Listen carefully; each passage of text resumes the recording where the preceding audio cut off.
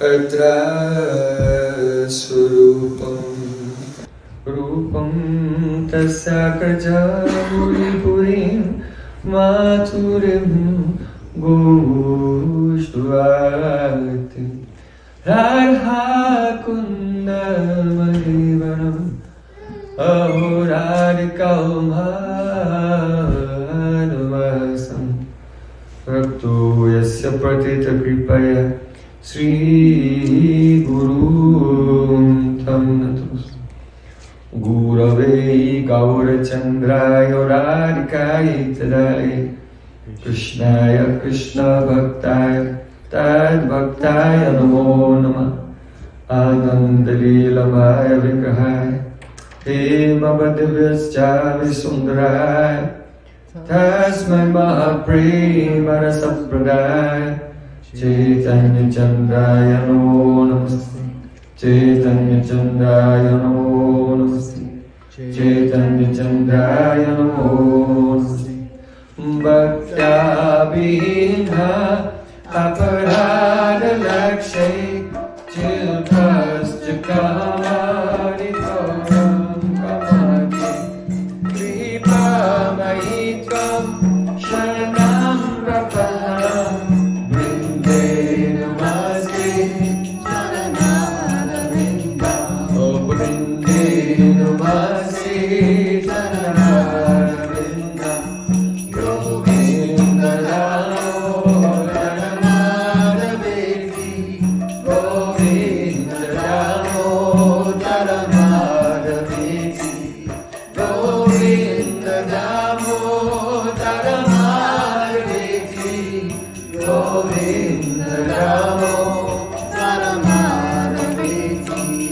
Hey Krishna, Hey Adama, Hey Saketi,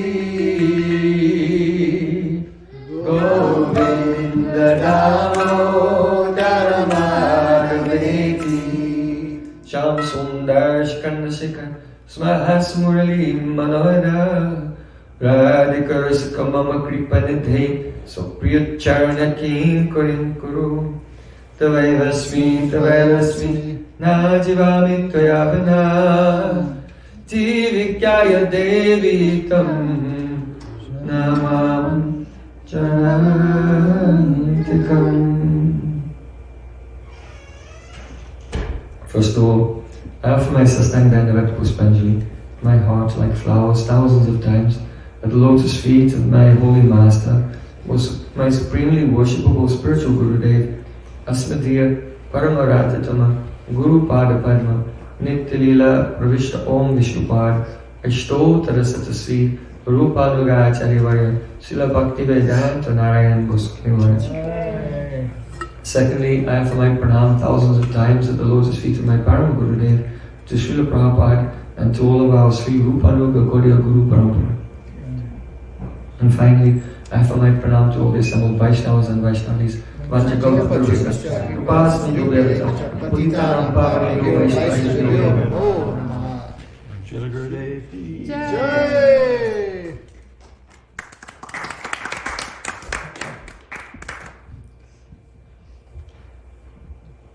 causes of Sri Guru and Gauranga, we have assembled together to hear for some days the Vrindavan Amrita, the nectar of Vrindavan. Yesterday, we discussed how this Vrindavan, this Braja, is the Antarmandala of the Goloka planet. And if Sri Radha Krishna are worshipped by Vaidhi Bhakti, then one will attain Golok, but will not attain Braja, which is the glorious place of the eternal pastimes of the Ujjvala Rasa. The Jaya Ujjvala Rasa, Sarva Rasa Sa. Parakiya-Rasa jo hai, Brajate Prachara. Only in Braj that highest Ujjvala. Ujjvala means blazing, shining. Highest Rasa of the Parakiya mood is there in Braja. So, morning time, everyone's mind is very fresh.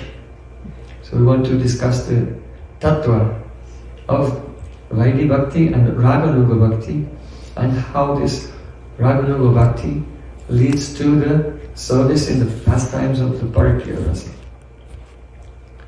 So first of all, as a prelude, it's necessary to discuss what is Uttam Bhakti itself.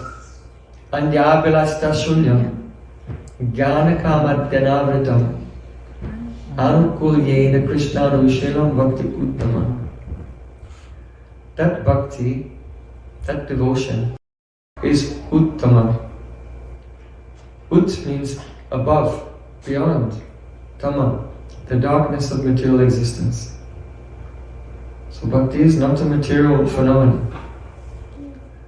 So that bhakti is uttama if, and only if, it will be the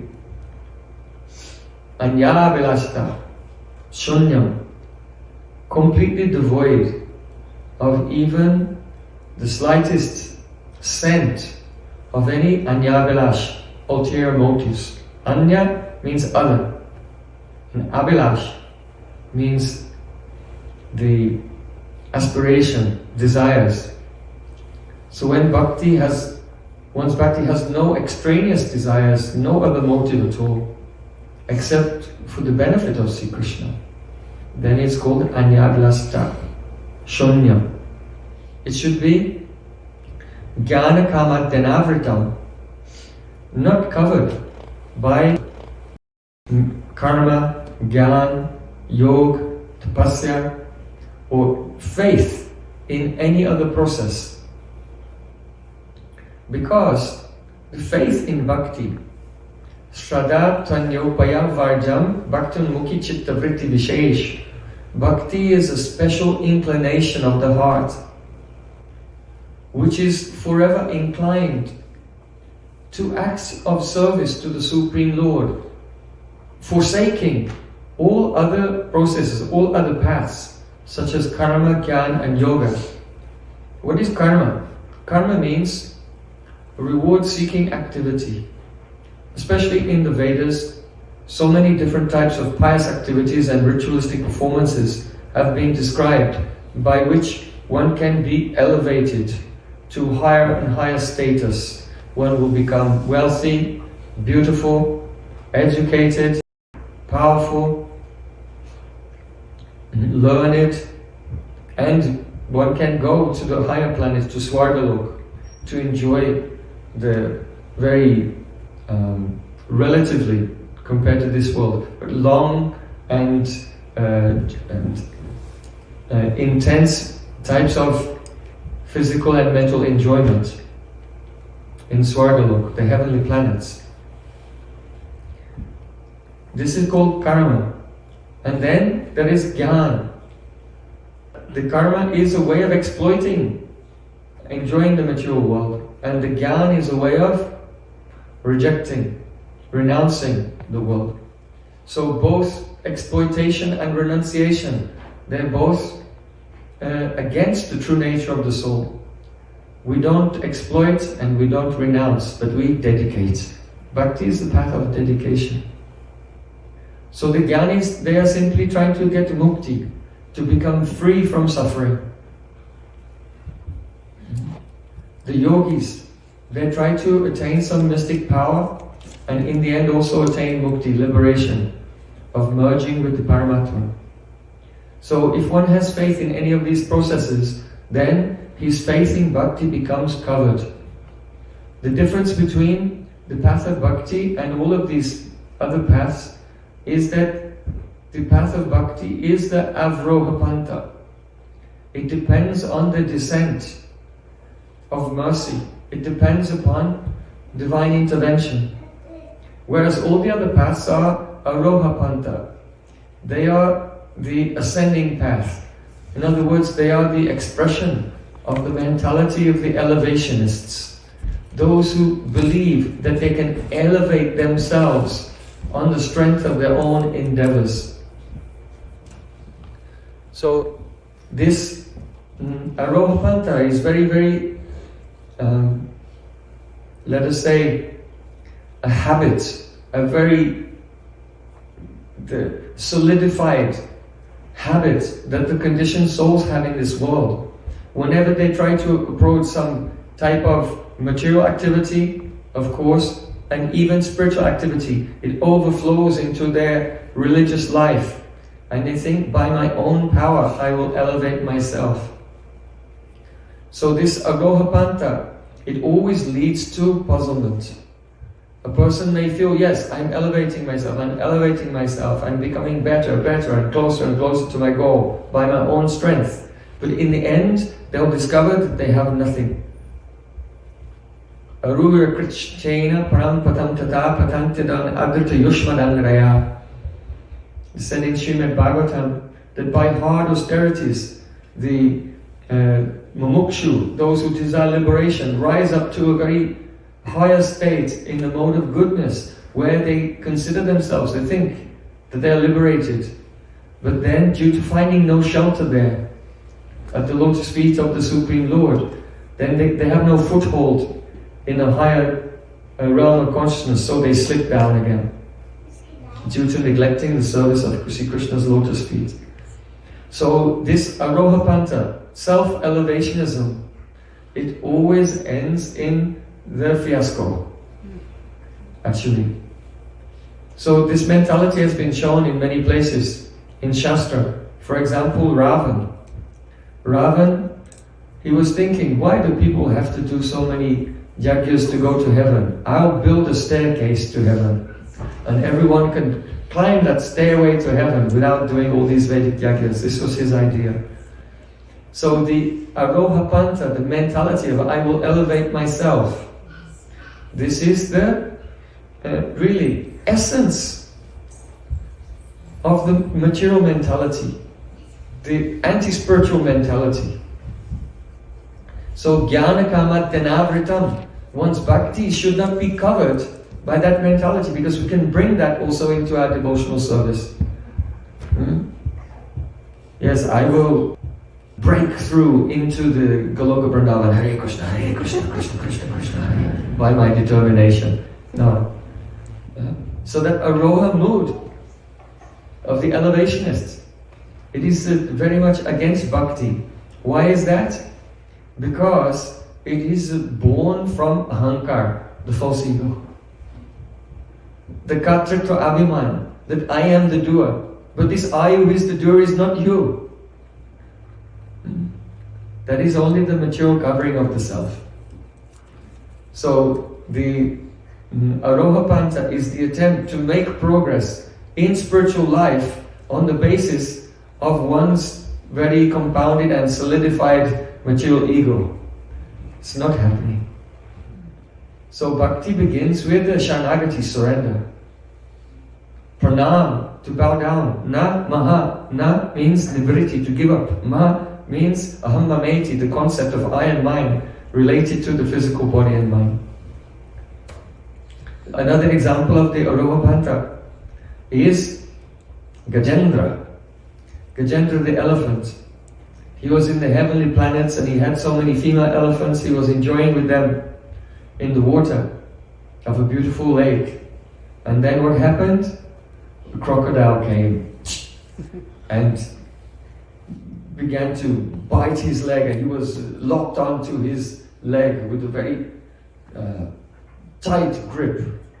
And the elephant was trying to drag the alligator, the crocodile, onto land, because the elephant is stronger on the land, and the crocodile was trying to drag the elephant more into the deep water because he has the advantage in the deep water. So there was a tug of war, pulling backwards and forwards. So it was in the higher planets. It went on for thousands of years. Gradually, the power, the strength, the endurance of Gajendra the elephant was depleted until he had no more strength left. And then at the last moment, he surrendered, "Oh my Lord, I take shelter of you, kindly save me." And then, at that moment when he surrendered, then the Supreme Lord appeared, and by his trunk he plucked a a lotus flower from the water and offered it. He didn't even ask to be saved, actually. When he surrendered, then he saw the Supreme Lord, and then he took the flower and offered, this is for your happiness. Even he was not asking to be delivered. But anyway, the Lord delivered him. So this experience of Gajendra, we should try to see in what way it's relevant to ourselves. For how long will we struggle in the endeavors which are initiated from the platform of egotism? You can put on tilak with egotism, you can put on kantimala with egotism, you can go to Mangalati, you can sing kirtan, you can study. All the activities that we see of bhakti we can do, initiated from the kata to abhiman, from our material ego. But in that condition, the true nature, the swarup of Shuddha Bhakti will not manifest, because it will be jnana-kama dhanavritam. The true nature of bhakti is covered by karma, jnana, yoga, etc. So it should not be karma, jnanadi avritam. Rupa Goswami says, karma, jnanadi anavritam, not covered by these things. So, surrender does not mean I will wave a white flag. You can wave a white flag also with ego. This is not surrender. So surrender has two aspects. That is, all the activities of our body, mind and words should be engaged. And at the same time, the sakshi, the soul, which is the witness of the activities of the body and mind, he should give up the identity. I am the doer of the activities of the body and mind, but I am the witness. It's being situated in shakshitva. This is the symptom of that the person is actually surrendered, that they actually pranada, peace of each enough, or that they are entering into the uttama bhakti. So, anyabhlasta shunyam jnana kama tenavritam anukulyena krishnanu shilnam bhakti uttama. What we have described so far, being free from all worldly desires, and that the faith is not covered by the mentality of karma, jnana, yoga, etc. These are the tatastha lakshana, or the marginal characteristics of bhakti. The actual swarup lakshana, or the intrinsic characteristic of bhakti, are described by anukulyena Krishna anushilanam. Shil dhatu, the verbal root shil, means cultivation. So bhakti is the anushilanam. Anu means continuous, nirantaryamai, and anu means anugatyamai, under guidance. So being under the guidance of Sri Guru, who is the manifestation of the Lord. We see, Radha Krishna there on the altar. They are the Advaita Tattva, supreme non-dual reality. But see, Krishna is non-different from his form, qualities and associates. So Sri Guru is an associate. So the picture of Sri Guru is also kept there, because Sri Guru is part of that reality as well. So how can we become part of that reality? By being in anugatya of Sri Guru. Otherwise not. So anukulyena Krishna anushilanam. Anushilanam means the continuous, under guidance of Sri Guru, anugatyamai, nirantaryamai, continuous cultivation of all activities of the body, of the mind and words, which are anukul, meant exclusively for the benefit of Sri Krishna. Then that is called uttama bhakti. So we can see, can put our hand on our heart and say and measure to what extent all of our activities of body, mind and words exclusively for the benefit of Sri Krishna or not. have to consider this. Then it will be Uttam Bhakti. Now, this Uttam Bhakti has 3 stages. Sadhana Bhakti, Bhav Bhakti and Prema Bhakti. Sadhana Bhakti means the process by which we attain the state of Bhav. So, Kriti Sadhya Bhavat Sadhya Bhavasa Sadhana Bheda Nitya Siddhasya Bhavasya Prakatyam Vriddhi Satyata. Kriti, the senses are being engaged in the angas of bhakti, hearing, chanting, remembering, worshipping, offering prayers and so on. Sadhya Bhavat, by which one can attain his sadhya, his goal. So Kriti Sadhya Bhavat Sadhya, Sadhana Sadhana Vida. That is called sadhana. This sadhana has a potential. That potential is Nitya Siddhasya Bhavasya Prakatram Vriddhi Satyata. The moods of love of Sri Krishna's eternal associate. They are without beginning or end. They are an eternally established reality. So, that which is the goal of sadhana bhakti is not the attainment of something which is newly created. But that bhav, that ecstatic love for Krishna already exists.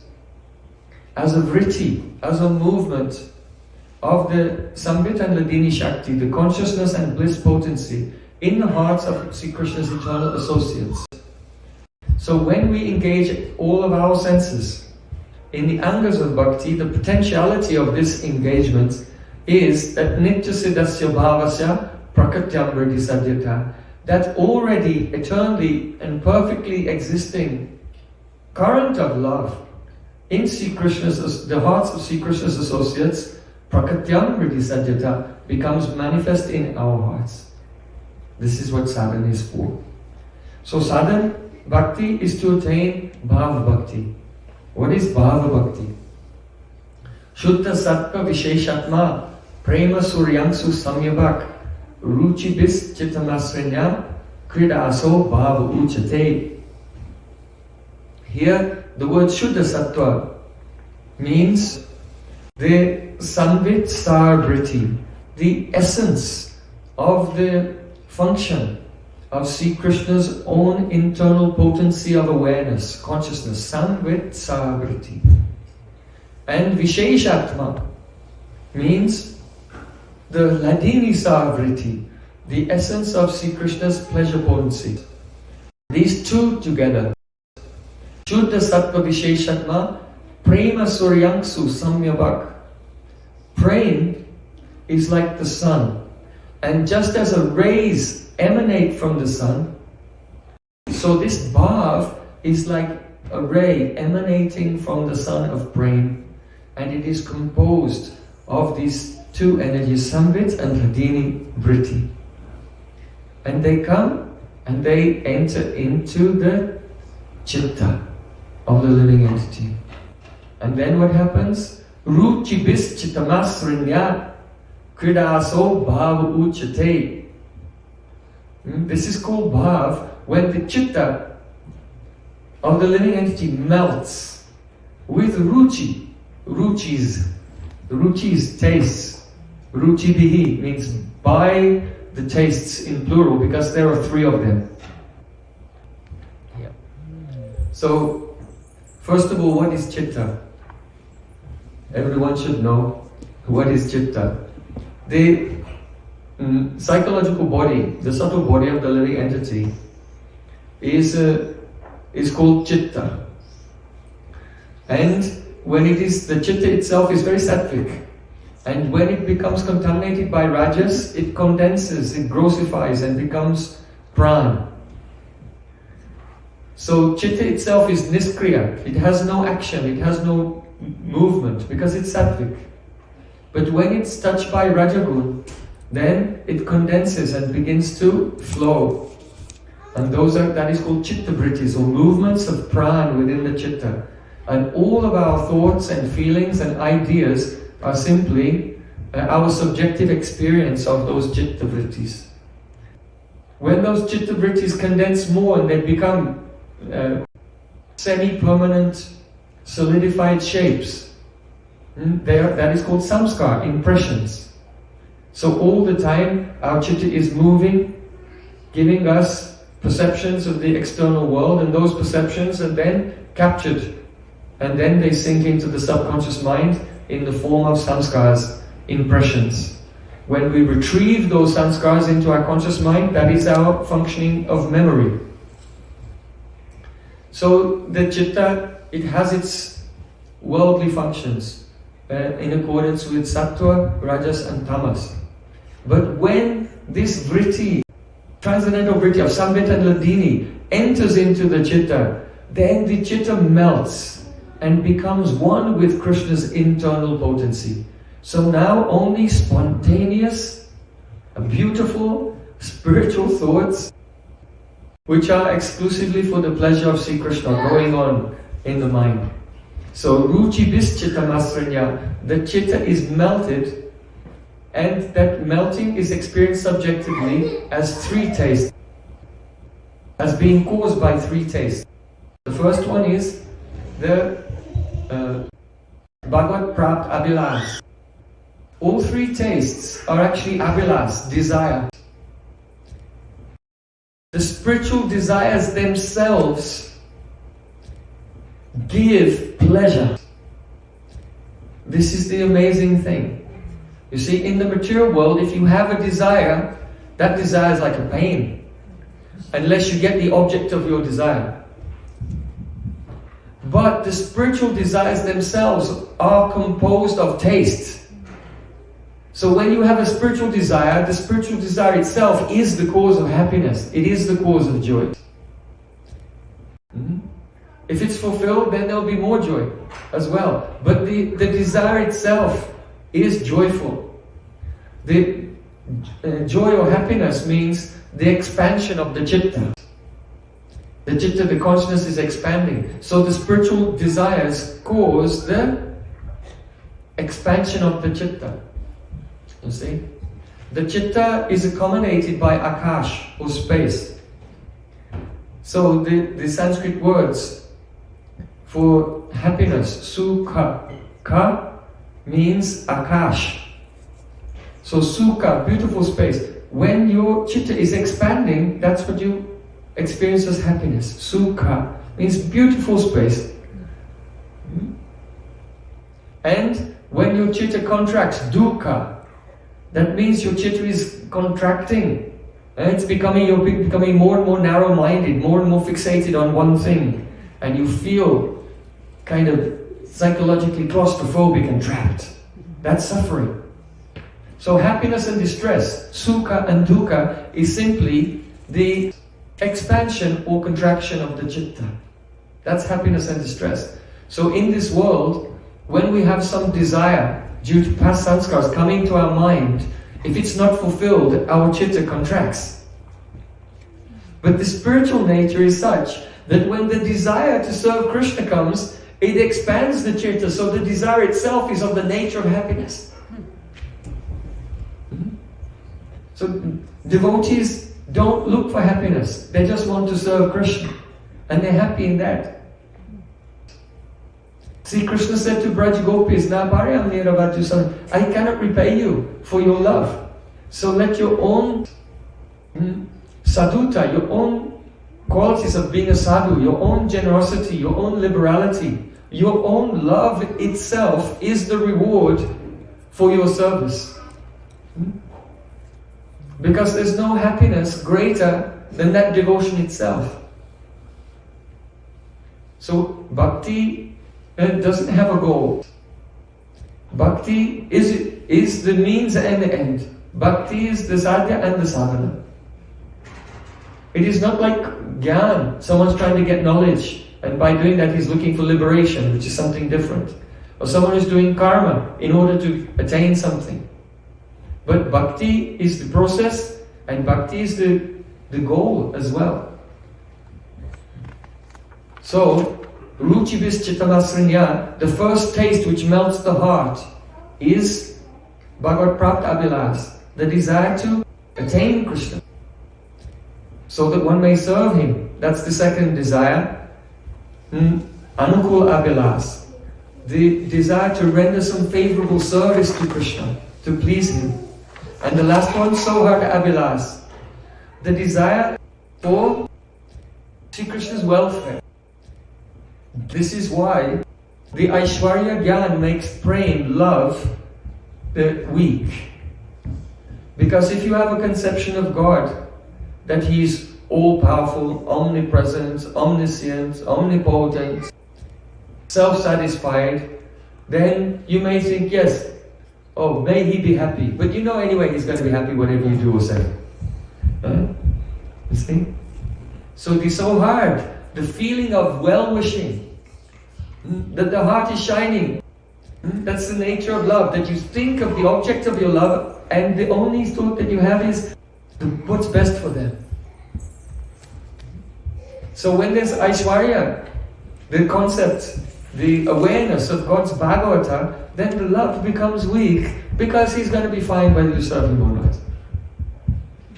Whereas when there's the absence of the Aishwarya Gyan, and Krishna's a naughty young boy who gets hungry, cold, thirsty, tired, who maybe perhaps does things which are not in his own best interest even, then the feelings are flowing to take care of him. Sometimes too, he needs some chastisement for his own good. He needs to be nourished, he needs to be protected, because he's vulnerable. So then it is only really in Ragamarg that the Sohar Abhilas is shining to its full degree. So when we're discussing, what are we discussing? The definition of? Bhav Bhaktiya. Shuddha Sattva Visheshatma Prema Suryang Susamyabhak Ruchi Vis Chitta Masrinya Kridaso Bhava Uchite. The heart becomes melted because the transcendental vrittis, Samvit and Ladini, enter into it, and the tastes arise which cause the heart to melt. Where is Krishna? How can I serve Krishna? And may he be completely happy and satisfied by this service. So that is called bhav. Now Rupa Goswami Pad has explained the way in which this bhav appears. He said, Avir bhuya mano brito brajanti tat sarupatam Swayam Prakash Rupa Api Vasamana Prakashyavat Vastuta Swayam Aswada Surupaiva Ratistvaso Krishnadi Kamakaswada Hetutvam Pratipadyate. These two verses are very important and very foundational. If you can catch these verses from chapter 3 of Bhakti-Rasamrita Sindhu, they will be your best friends all the way through Bhakti-Rasamrita Sindhu and all the way through Ujjwala Nilamani to the end even. But if you missed it out, then all the later installments of Srila Rupa Goswami's dispensation will remain vague and confusing. Rupa Goswami is saying, first of all, Avirbhuya. The appearance of bhakti is like an avirbhav. Just as, let's say for example, Lord Ramachandra. During the Treta Yuga, then he appears from his divine high platform, he manifests in the way which is visible to people of this world. So that is an avirbhav, like an avatar, a descent of the Lord into this realm. So bhakti is like that. Avirbhuya manobrito. It is an avatar of Sri Krishna's internal potencies, Samvit and Ladini, where manobrito, that means in the Chitta vrittis.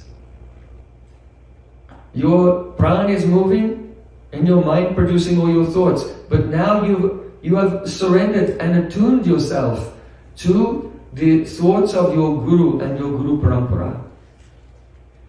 By serving Sri Guru, Yasya deve parabhakti yatha deve tathagaro tasyaiti katita yata prakshante mahatmana. It is said that the meaning of all the scriptures is revealed to that person who is dedicated to his Guru as he is dedicated to Sri Krishna. So the meaning is Tatvidi pranipatena pariprashnena seva upadekshanti te jnanam jnanas tattvadarshinaha. That if the disciple has 3 brittis in his consciousness, that is the pranipat vritti, the mood of surrender, to be prostrated always at the lotus feet of Sri Guru and his parampara, pranipat vritti, and pariprashna vritti, the mood of inquiring, what is the goal of my life? Who is Krishna? How can I find Krishna? And all activities, all sadhana is that search for Sri Krishna. And seva vritti, how can I serve? So when there's no other vritti in the consciousness, no worldly vritti, except for the mood of surrender, inquiry and service, then upadekshanti te jnanam jnananas tattvadarshina. Those who are tattvadarshi, who have seen the truth, they can impart that into the heart.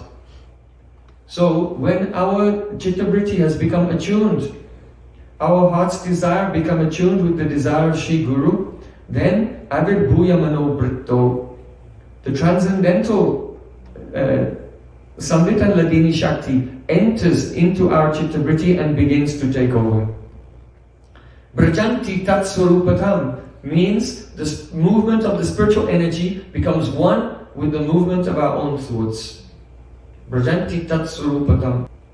Therefore, Swayam Prakasha Rupapi, even though this bhakti is Swayam Prakash, it is self-illuminating. Bhasamana Prakasyavat. It seems as if it's your thought. Oh, I'm having this thought now. I'm remembering this pastime. But the devotee is remembering a pastime that he's never heard or saw before. So you cannot remember something you haven't seen before. So that means that the spiritual energy has entered and become one with the Chitta vritti, and Swayam Prakash Rupapi, it is self-manifesting. So Srila Rupa Goswami Pad says that the Samvit vritti, it manifests, it gives awareness, consciousness of Krishna and of yourself, your actual self, not the ego. And so, some people think that when we're in material consciousness, there's a subject and object. I am the subject and the object is this world. But when we become transcendental, then the knower, the method of knowledge and the object of knowledge, there is triputi vinash. That means destruction of these 3 things, and they become one, and then aham brahmasmi, I am the light. They think like this.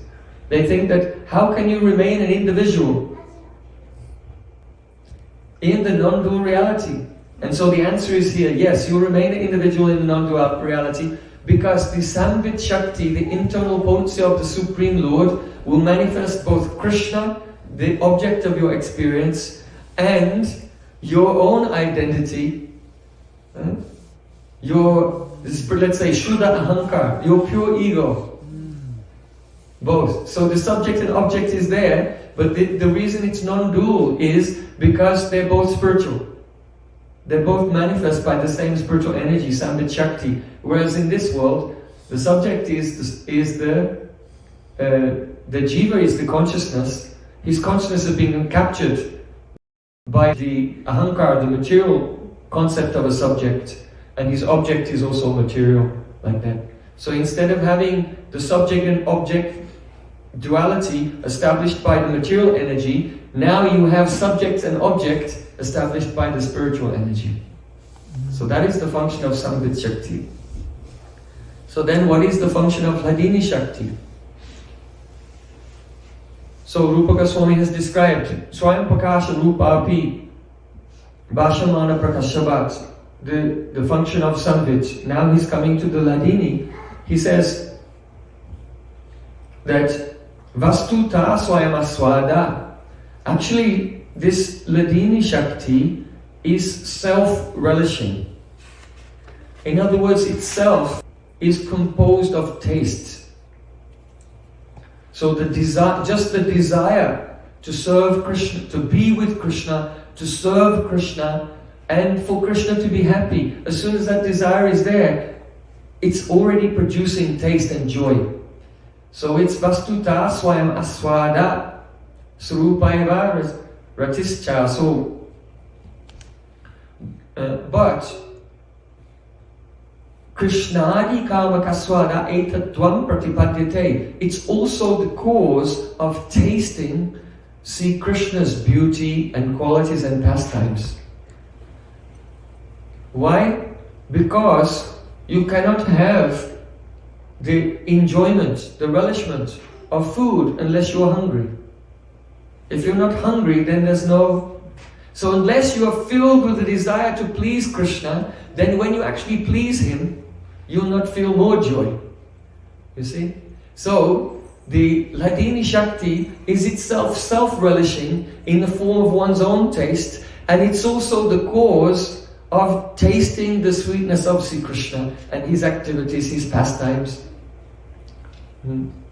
So these are the functions. The Samvit Shakti gives the awareness. It is a consciousness potency. It gives consciousness of Krishna and consciousness of yourself, subject and object.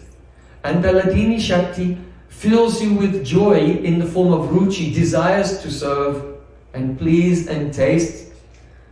And that, of course, is the cause of relishing, that more happiness when you actually have the chance to directly serve Sri Krishna. So this bhakti is relishable in meeting and separation. Because in separation, the desires to serve Krishna and meet with Krishna are higher and higher, so it causes the ulas, the expansion of the Chitta. And in meeting with Krishna, when one actually serves Him, then it's the cause of tasting His sweetness, in addition to the fulfillment of those desires to serve. Of course, in separation, Sri Krishna also appears to the devotee in separation as well. So there's the relishment of Sri Krishna's sweetness in separation also. So here, in the beginning of Bhakti Rasamrita Sindhu, in the 3rd chapter, Srila Rupa Goswami Pad is describing first what is Uttam Bhakti, what is Sadhana Bhakti, what is Bhav Bhakti, how this Bhava Bhakti is the combination of Samvit and Hladini, and how this Samvit and Hladini function in the realm of spiritual activities. It's a very wonderful thing. And if you can become familiar with that your heart can accommodate this, then some insights will come into the nature of Prem, Sneha, Man, Pranay, Rag. When you come to Mahabhava and all these stages, without this there's no chance ever of understanding what that subject is about. And we'll see later today the application in that higher realm. So then, Sadhana Bhakti, Bhav Bhakti, Prema Bhakti. Prema Bhakti is the mature stage. When Bhav becomes fully mature, it becomes Prem. The only difference is, in the state of Bhav, it is not so, the heart is melted, but it is not fully melted. So the definition of Prem is Samyak Matsrinita Santo Mamatati Shayankitaha. That's when the Samyak Matsrinita Santo, when the Chitta is completely melted and it becomes filled with Mamatati Shayankita, Atishai Mamata, extreme possessiveness for Sri Krishna. Then Sa Eva Sandratma, and the Ananda, the joy, becomes very condensed. Then that is called Prem. So these are 3 stages. In the stage of Bhav, there is still some experience of klesh, the causes of suffering. The kleshas are still present to a very small degree. But in the stage of Prem, then one is a siddha, then avigyata kila klesha. There is no awareness of this, even the slightest worldly suffering in the state of Prem. Now, we've discussed Uttam Bhakti, then its divisions, Sadhana Bhakti, Bhav Bhakti, and Prema Bhakti. Now, we're coming to the internal divisions within sadhana. Sadhana is of two types, Vaidhi-Bhakti and Raganuga-Bhakti. So what is Vaidhi-Bhakti? Yatra Raganuga-Bhakti pravritti upajayate shashanenaiva shastrasya sa Vaidhi-Bhakti uchyate. The meaning is that yatra, in which, where there is the Raganuga-Bhakti, there one has not become permeated with rag. Here rag actually means ruchi in rag, taste. In the rag is the loving premamoyi Krishna, the loving thirst. A thirst to serve Krishna. That is a premamoyi Krishna. That is called rag. So a sadhak in this world, he does not have that rag, he cannot have that rag, but he can have taste in it. So if a person has not developed taste in that premamoyi Krishna, that rag, spontaneous love of the associates of Sri Krishna in Vrindavan, then why is he rendering devotional service in the first place? If his taste is not driving him, what is driving him? So pravritti upajayate, the pravritti means that which instigates your activity. The pravritti is this, shashaneva naiva shastrasya, the injunctions of scripture. Scripture says, you are not this physical body, you are an eternal soul, you are part of God. Your true glorious prospect does not lie in this temporary plane where everything vanishes like smoke in the midst of time, never to be seen again. No, you're an eternal being, and your glorious prospect lies in the service of God. So you should serve the Supreme Lord in this way, by doing this, this and this. You should, in the morning, go to the temple room with the tilak and ring the bell, give pranams to the Lord. Touch the Lord's feet and wake up the Lord with this mantra, and so on. Then you should offer a toothbrush for cleaning his teeth and some mouthwash, all of these things. So there are some rules and regulations how to serve Krishna. And by this, gradually you become purified and attain the service of God. And if you don't do this, then what will happen? You remain in the karma chakra. Simply like an animal running here and there, trying to find the next thrill. And in the meantime, becoming bound up in one catastrophe after another. And with the grand finale called death. And then you die and do it again. So then a person thinks, he's looking at the two options, okay? Follow these rules and regulations and serve God, or wander around looking for the next thrill and just becoming entangled in sins and so on, and the old age, disease, death again, and he thinks, oh, I should follow this path. So he uses his intelligence, he studies the Shastra, he analyzes the Shastra. By this he calculates what's the right thing to do, and he chooses the most auspicious path for himself. And then he engages in the service of the Lord in accordance with the guidance of the scripture. So he remembers even his kirtan and his smaran is guided by scripture. Oh, it's morning time. Now I have to remember Tato Vrindavanam Jayat Paramananda Vardhanam. I am in Vrindavan on the bank of Jamuna. All the flowers are blossoming and so on. So even his memory is of remembrance of Sri Krishna and Vrindavan. He's doing it according to the guidance of scripture. So this is all Vaidhi-Bhakti, or the path of Archan. Now, what is Raganuga-Bhakti? Raganuga-Bhakti means that bhakti which follows the rag of the eternal associates. So before one can understand what Raganuga-Bhakti is, first you'll have to understand what is the Ragatmik Bhakti, the love of the eternal associates. So Srila Rupa Goswami said, Ishte swarasiki raga paramavistata bhavet tanmayi yad bhavet bhakti satru raga nigoditaha.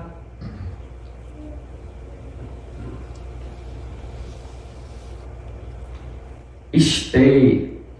Ishte means the object of your love. In the object, your ishta. Ishta is the object of your love. Whatever is the form of your worshipful deity. So ishte means in. In that worshipful deity, you have swarasiki raga paramavistata bhavet. There is rag. What is this rag? It is swarasiki paramavistata. Raga is swarasiki paramavistata. Swarasiki means spontaneous. According to one's taste, natural, completely natural. In other words, it is not premeditated. It is not calculated. It is not, well, let me look it up in the book what I have to do next. It is swarasiki, completely natural and spontaneous. Paramavistata. Paramavistata, avista means absorption. So paramavista, supreme absorption, is stay in the object of your love. So the natural, spontaneous, causeless, supreme absorption in your Ishtadev, in the object of love.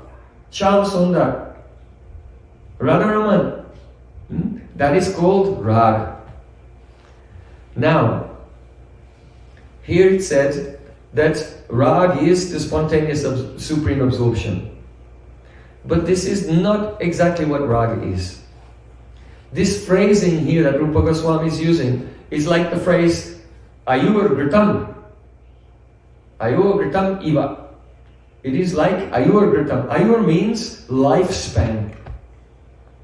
Your lifespan is Ayur. So there's the knowledge of how to live a long, healthy life is Ayurveda. Say, Ayur Gritam. Gritam means ghee.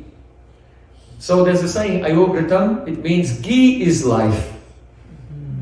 Ghee is life. Now, is ghee life? No, ghee is not life.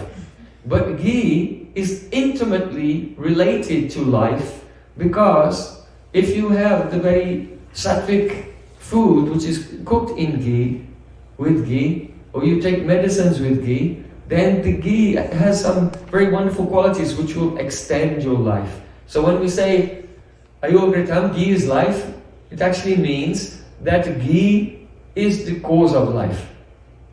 So here, Swarasiki Paramavistata, Rag is Swarasiki Paramavistata.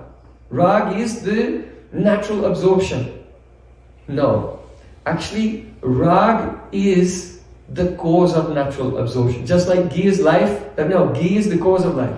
So Rag is Swarasiki Paramavistata, no. Rag is the cause of supreme absorption. So therefore, what is Rag itself? Rag is Premamoyi Trishna. Premamoyi Trishna, the thirst, which is composed of Prem, the desire to please the senses of Sri Krishna. Atmendriya Pritivancha Taribalikam, Krishnendriya Priti Icha Dari Premanam. The desire to please our own senses is called kama, or lust. And the desire to please the senses of Krishna is called prem, or love. So when that prem is of the nature of an intense thirst, it is called rag. So naturally, rag is Swarasiki Paramavistata. Now that means rag is the cause of a total absorption in every moment in Sri Krishna. So, tanmayi yad bhavet bhakti sattu ragatmakodita. The bhakti, which is of that nature, of that intense loving thirst, which leads to the spontaneous absorption at every moment in Krishna, the bhakti which is composed of that is called Ragatmik Bhakti. And it's not in anyone in this world. But that is the very nature of all of Sri Krishna's eternal associates.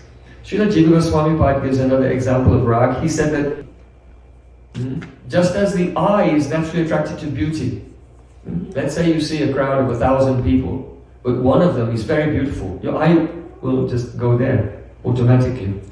And someone says, oh, this person stands out in the crowd. No. The experience is actually that your eye is spontaneously attracted to beautiful things. It just goes there, you don't think. So just as the senses are spontaneously attracted to whatever is excellent, whether it's the form or fragrance or sound, whatever. So each sense is naturally attracted to something which is an excellent sense object.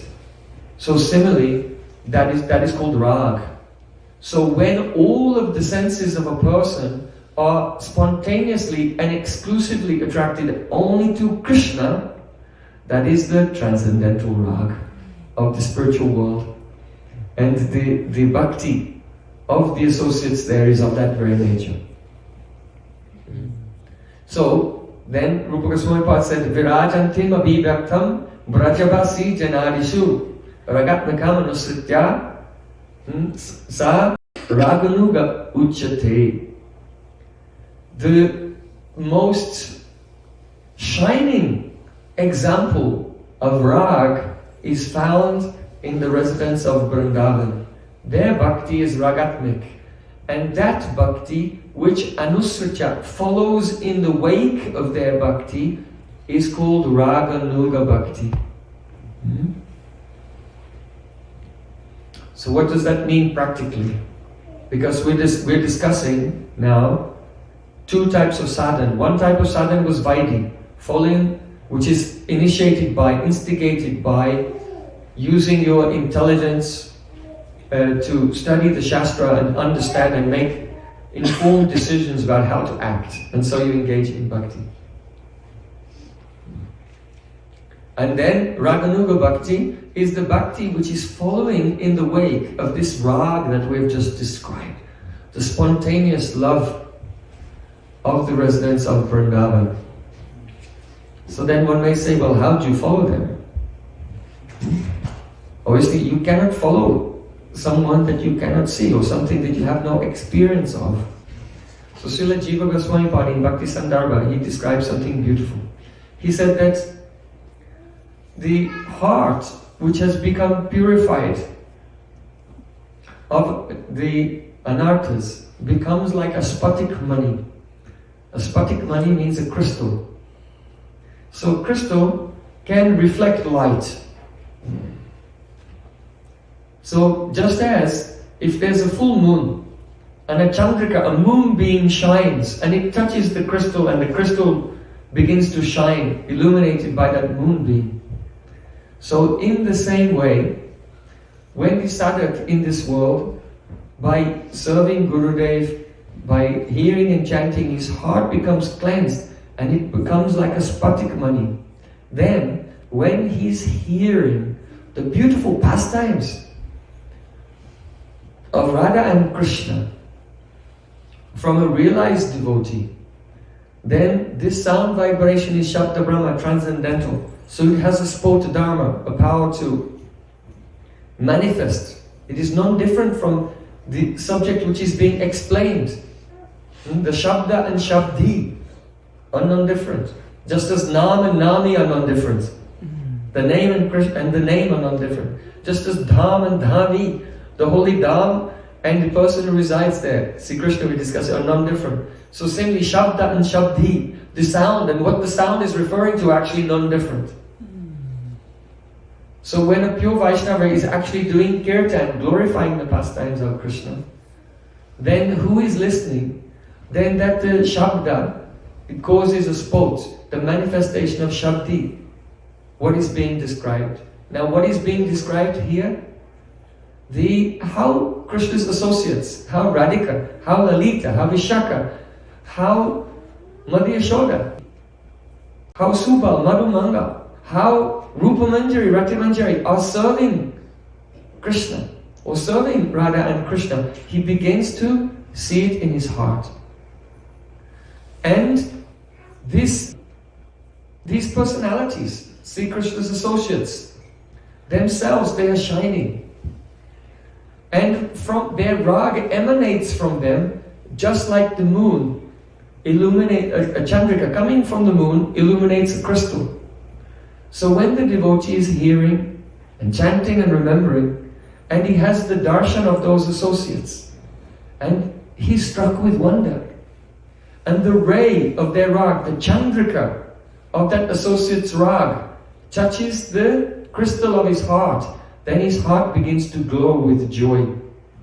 It becomes samulasit, fully joyful.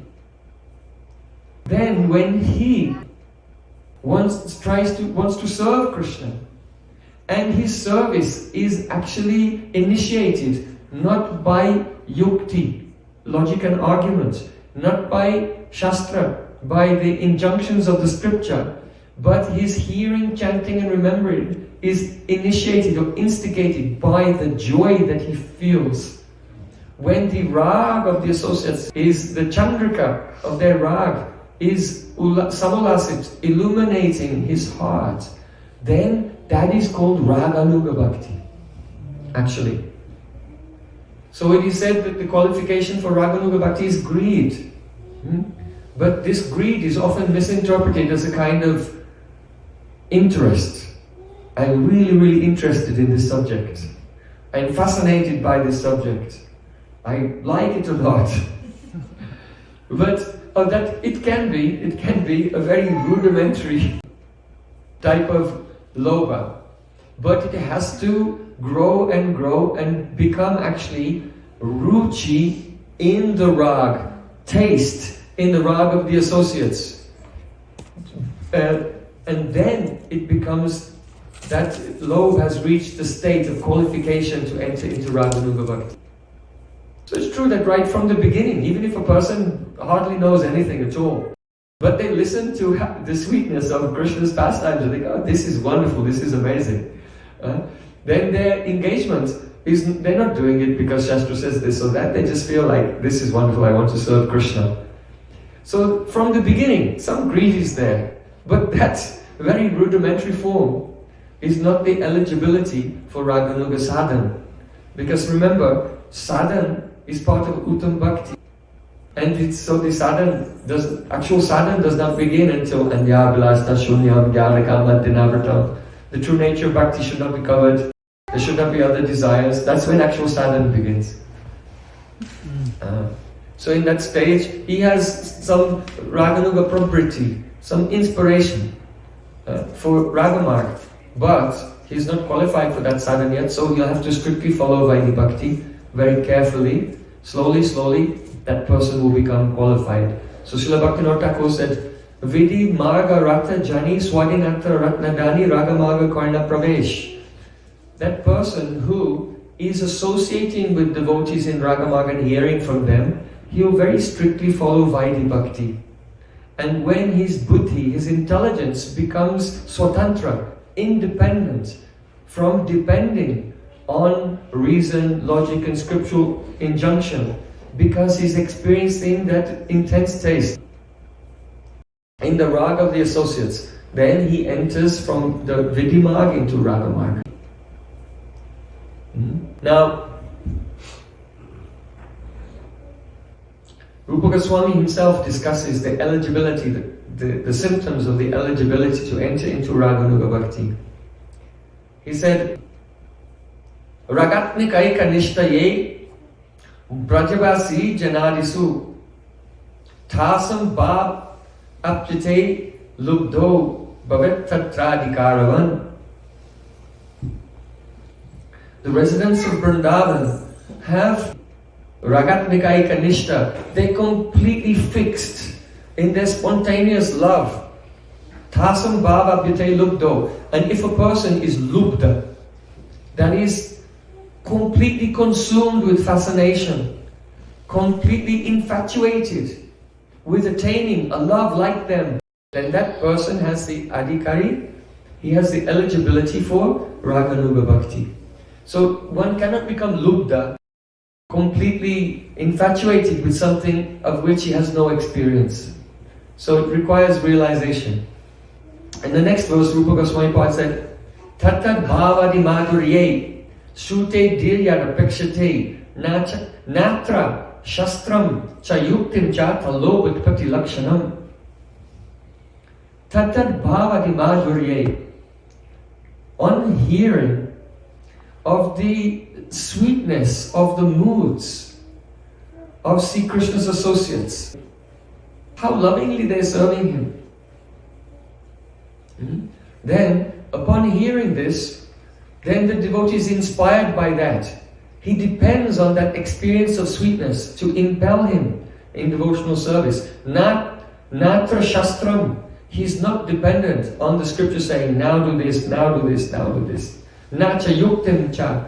He's not dependent on argument and reason. His intelligence is not always having to remind him, oh, I have to wake up, and now what should I do? Should I do this? Should I do that? But rather, because his consciousness has become colored with the joy of the Vrindavan Leela, so at every moment, he's just thinking, oh, how can I attain this? How can I attain this? So this is the symptom, talobat pati lakshanam. This is lakshana, the symptom of the loba utpati, the awakening of greed. Srila Vishwanath Thakur, he phrases it in this way in his Ragavatma Chandrika. He said that as soon as a person does Guru Padashray and takes shelter of a qualified Guru in Ragamarg, then he may start to receive that greed. And that greed will grow every day, until he has the vision of his desire, the objective, of his beloved Ishtadev. And then, now he's qualified to, when that realization has come, now he enters into Raganuga sadhana. He sees, oh, how the associates are serving. Now I know, this is what I want. Now how can I get it? And now he takes up the sadhana. So Srila Vishwanath Thakur quotes a verse that was spoken by Sri Krishna to Uddhav. Yathaya tatma parimrijyate so mat gunakatha shravana vidhanai tatatatat pasyati vastu shukshmam chakshorya taivanjana samprayuktam. The meaning is that just as a person who has some eye disease, he cannot see clearly, everything is a blur, but the doctor gives him an anjan, some ointment, and he applies the ointment every day. Gradually, his vision becomes clear and he can see very fine things again. Tata pasyati vastu shukshmam. He sees shukshma vastu, subtle things. So in the same way, as one goes on hearing and chanting and remembering Krishna, the Chitta becomes cleansed and cleansed more and more, and gradually that which was not visible or that which was blurry now comes into focus. So Srila Vishwanath Thakur uses this verse to show how greed develops from the very preliminary greed which comes when we first hear and take shelter really from the heart at the lotus feet of Guru. That greed starts to awaken, how it goes from no vision to a blurred vision to a clear vision of the object.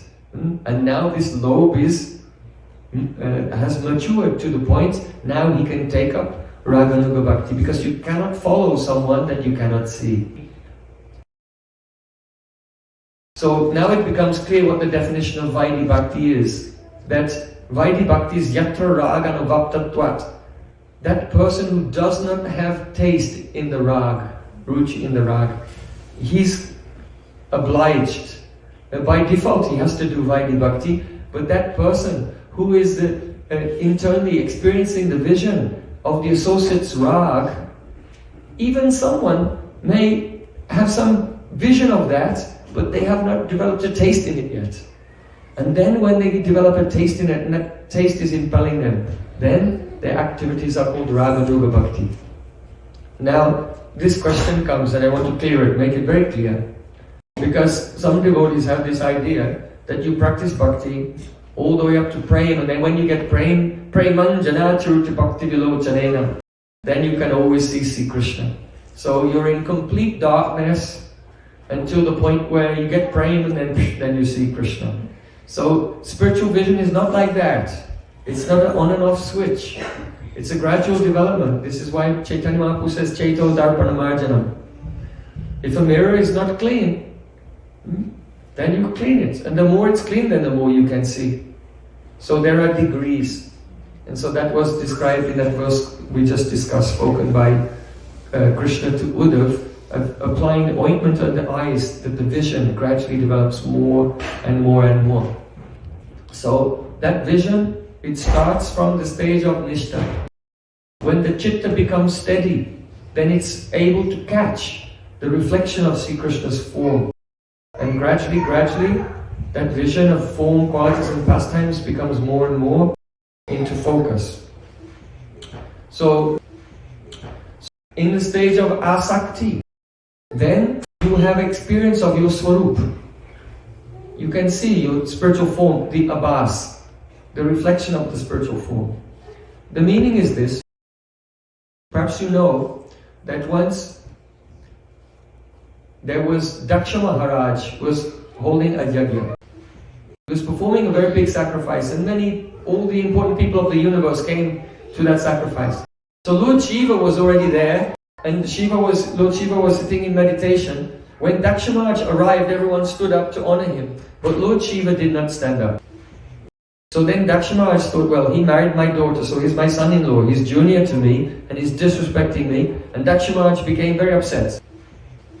So he began to rebuke Lord Shiva and even criticized and cursed him. So then Lord Shiva left, and there was a big fight afterwards between the followers of Lord Shiva led by Nandi, his bull, and all the ritualistic brahmanas headed by Bhrigu, the followers of Bhrigu. So that episode is there in Srimad Bhagavatam. But later, the question comes, there's a conversation between Mahadev and Parvati, Sati. It's Parvati in her next life, she's Sati in this life. So, why did you not give pranam to Prajapati Daksha when he came? And Lord Shiva gave a wonderful answer. And this verse is very famous, but it's the answer to the question. Why did you not give pranam to Daksha Maharaj? He said, Sattvam Vishuddham Vasudeva Shabditam Yadiyate Tatra Pumam Apavritaha. It's a very famous verse. The meaning is that Sattvam Vishuddham, Vishuddha Sattva, the plane of pure existence, is known by the word Vasudev. Vasudev is a synonym for the plane of Vishuddha Sattva. Not Sattva Gun of this world, but Vishuddha Sattva, the pure existence of the transcendental realm. So, one name for Krishna is Vasudev. Vasudev means that person who becomes visible in the plane of Vasudev. Or it can mean the son of his father in his Leela in Mathura is called Vasudev also. So Vasudev is the son of Vasudev. The short A of Vasudev, his father becomes long, Vasudev. That's the grammatical way of making one way of making a relationship in Sanskrit. So the plane of Vishuddha Sattva is called Vasudev. And Lord Shiva said, Yadete Tatra Pumana Pavrita. In that plane, the Param Purush, the Supreme Lord, is apavrita, uncovered. One can see him uncovered. So Srila Jiva Goswami raises the point that this raises a question. One may say, one can see the Lord uncovered. This is redundant. It's redundant. Why not just say, in the plane of Vishuddha Sattva, you can see him? Why say you can see him uncovered? So the implication of seeing the Lord uncovered in the plane of Vishuddha Sattva is that you can see him, but with some covering, before the stage of Bhav, before the stage of Vishuddha Sattva. But that experience is abhas, a reflection. In other words, the form of the Lord is reflected on one's chitta. But But when Bhav comes, then Samvit and Ladini come and they melt the Chitta and it becomes one with the internal potency, and then you see him directly. You see? So this is the difference between the darshan of the Lord, which is preliminary starting, Nishta, Ruchi, Asakti, and the actual direct Sakshat, the direct experience of the Lord in the stage of Bhav. One is the Abhas in the Chitta, and the other one, Ruchi bis Chitta Masrinya, the Chitta melts, and then one has a direct experience. You can see how technically and precisely every single word in Srimad Bhagavatam and every single word of Rupa Goswami's Bhakti Rasa Amrita Sindhu and Ujjanilamai, every single word is extremely precise, extremely accurate, and perfectly and scientifically describes the experience of spiritual life. Because Rupa Goswami is not writing theoretically. My Gurudev, he used to say, now so many devotees are making books one after another, like making chapatis. But the question is, what is the standard of those books? Have they realized what they're writing about or not? But when you're speaking about a person like Shukadev Goswami speaking Srimad Bhagavatam, or a great personality like Srila Rupa Goswami, he's directly experienced everything from top to bottom. And now he's empowered by Chaitanya Mahaprabhu to precisely describe it. So there's no fluff, there's nothing superfluous, there's nothing fuzzy. Everything is with laser precision. It's very, very, very beautiful. So try to study very deeply what Srila Rupa Goswami has written, and under the guidance of pure Vaishnavas. So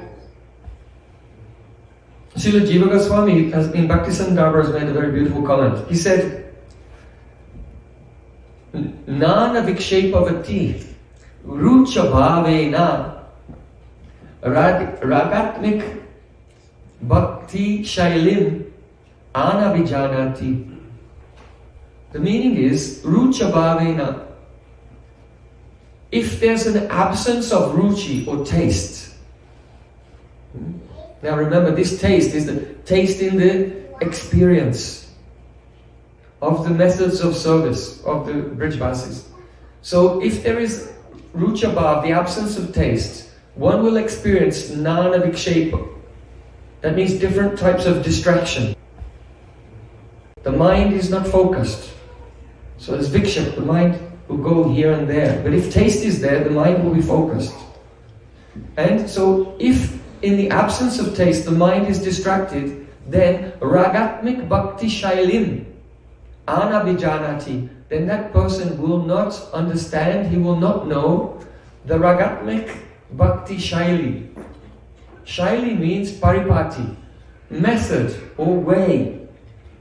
You know, everyone has their way of moving. Everyone has their way of speaking.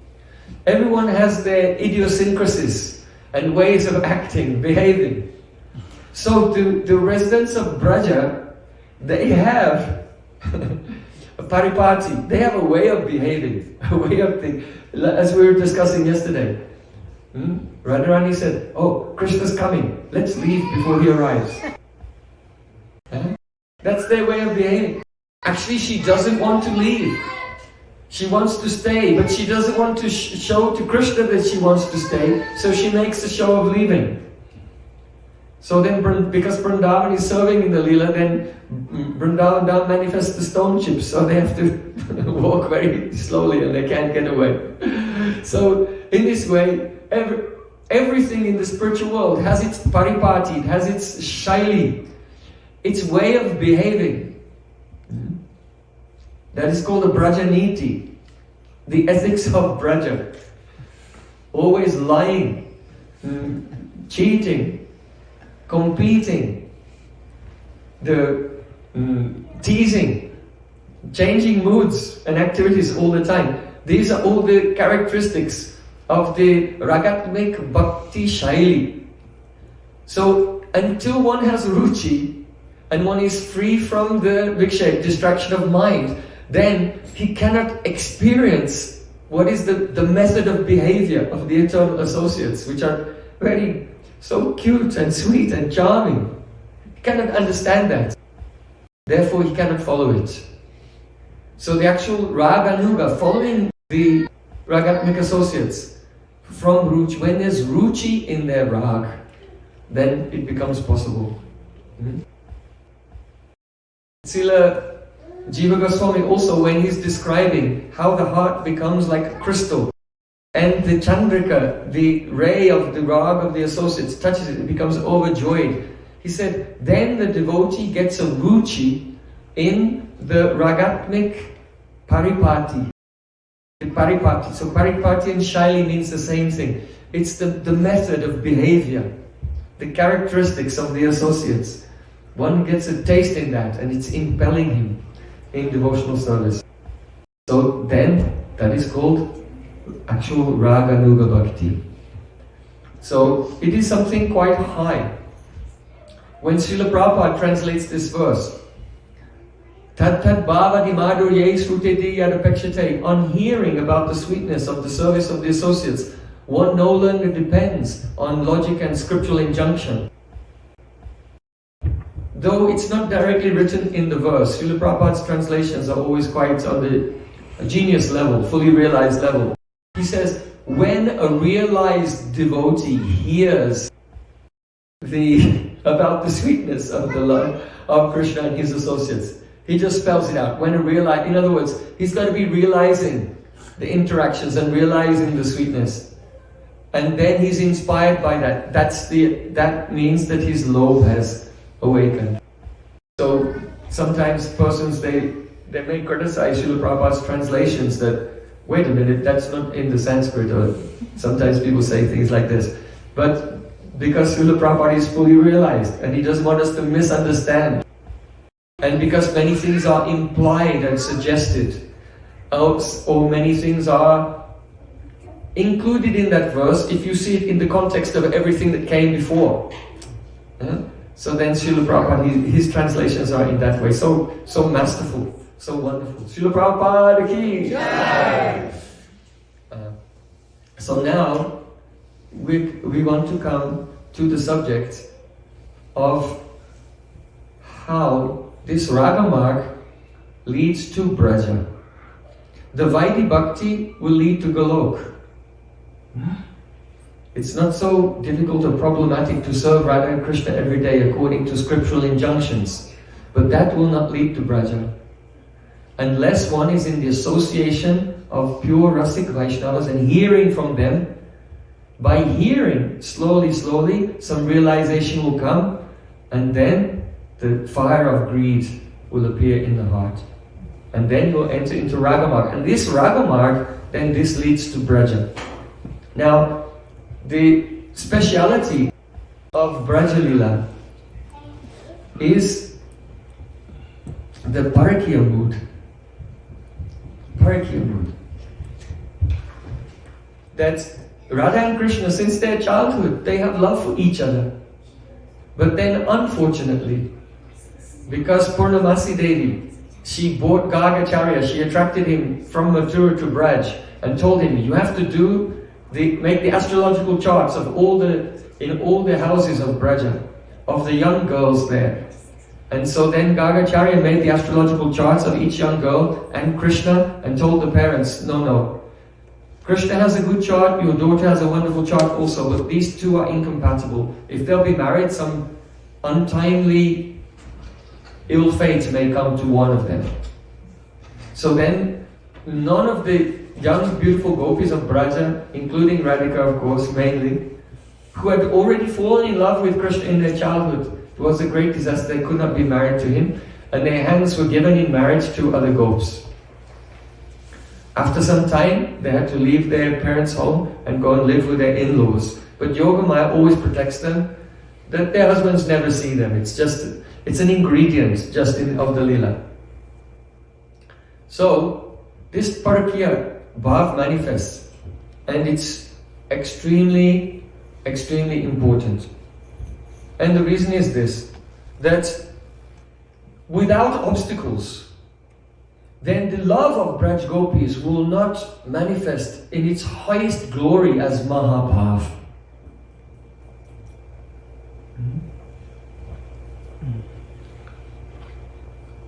Sri Bharat Muni, he has written, Bahu varyate kalu yatra prachana kamakatvam cha yatscha durlabhatha sa manmatasya paramarati. When in a loving relationship, that is bahu varyate, it is forbidden. Everyone in society says, no, it is wrong. All the scriptures are saying, all the rishis are saying, all the parents are saying, it's completely, the relationship is completely forbidden, out of the question. Then, this is the very powerful weapon of Cupid that makes love more intense. This is one aspect. Then the next aspect, prachana kamatakvam cha.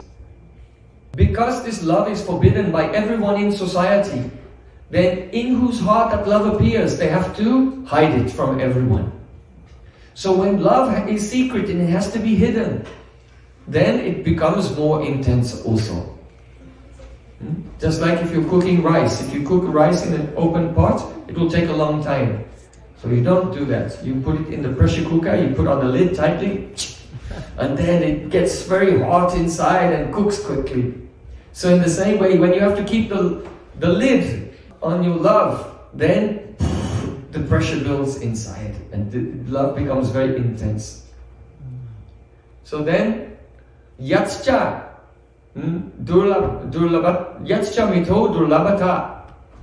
And when it's very difficult, the two persons who have love for each other, there are many obstacles, they're inaccessible to each other. So it's very difficult to meet and their meeting is rare.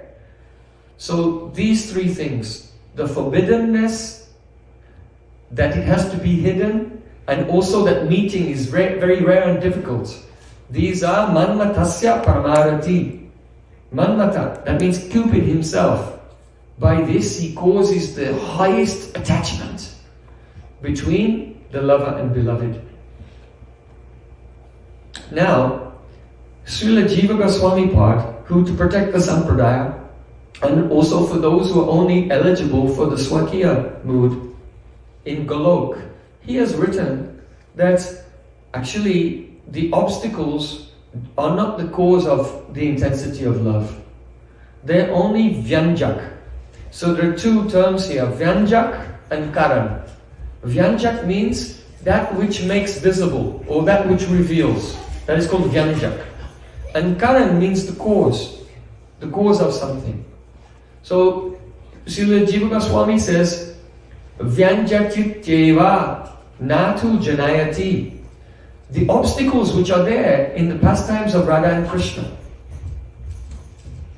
that the mother-in-law is keeping her locked in the house, she cannot meet with Krishna, that all the eyes of society are on her, and that she's from a very illustrious, aristocratic family with many generations of dharmic, religious ancestors. And so in Vedic society, everyone feels the pressure to keep up the reputation of their ancestors. That is called the Kula Gaurava.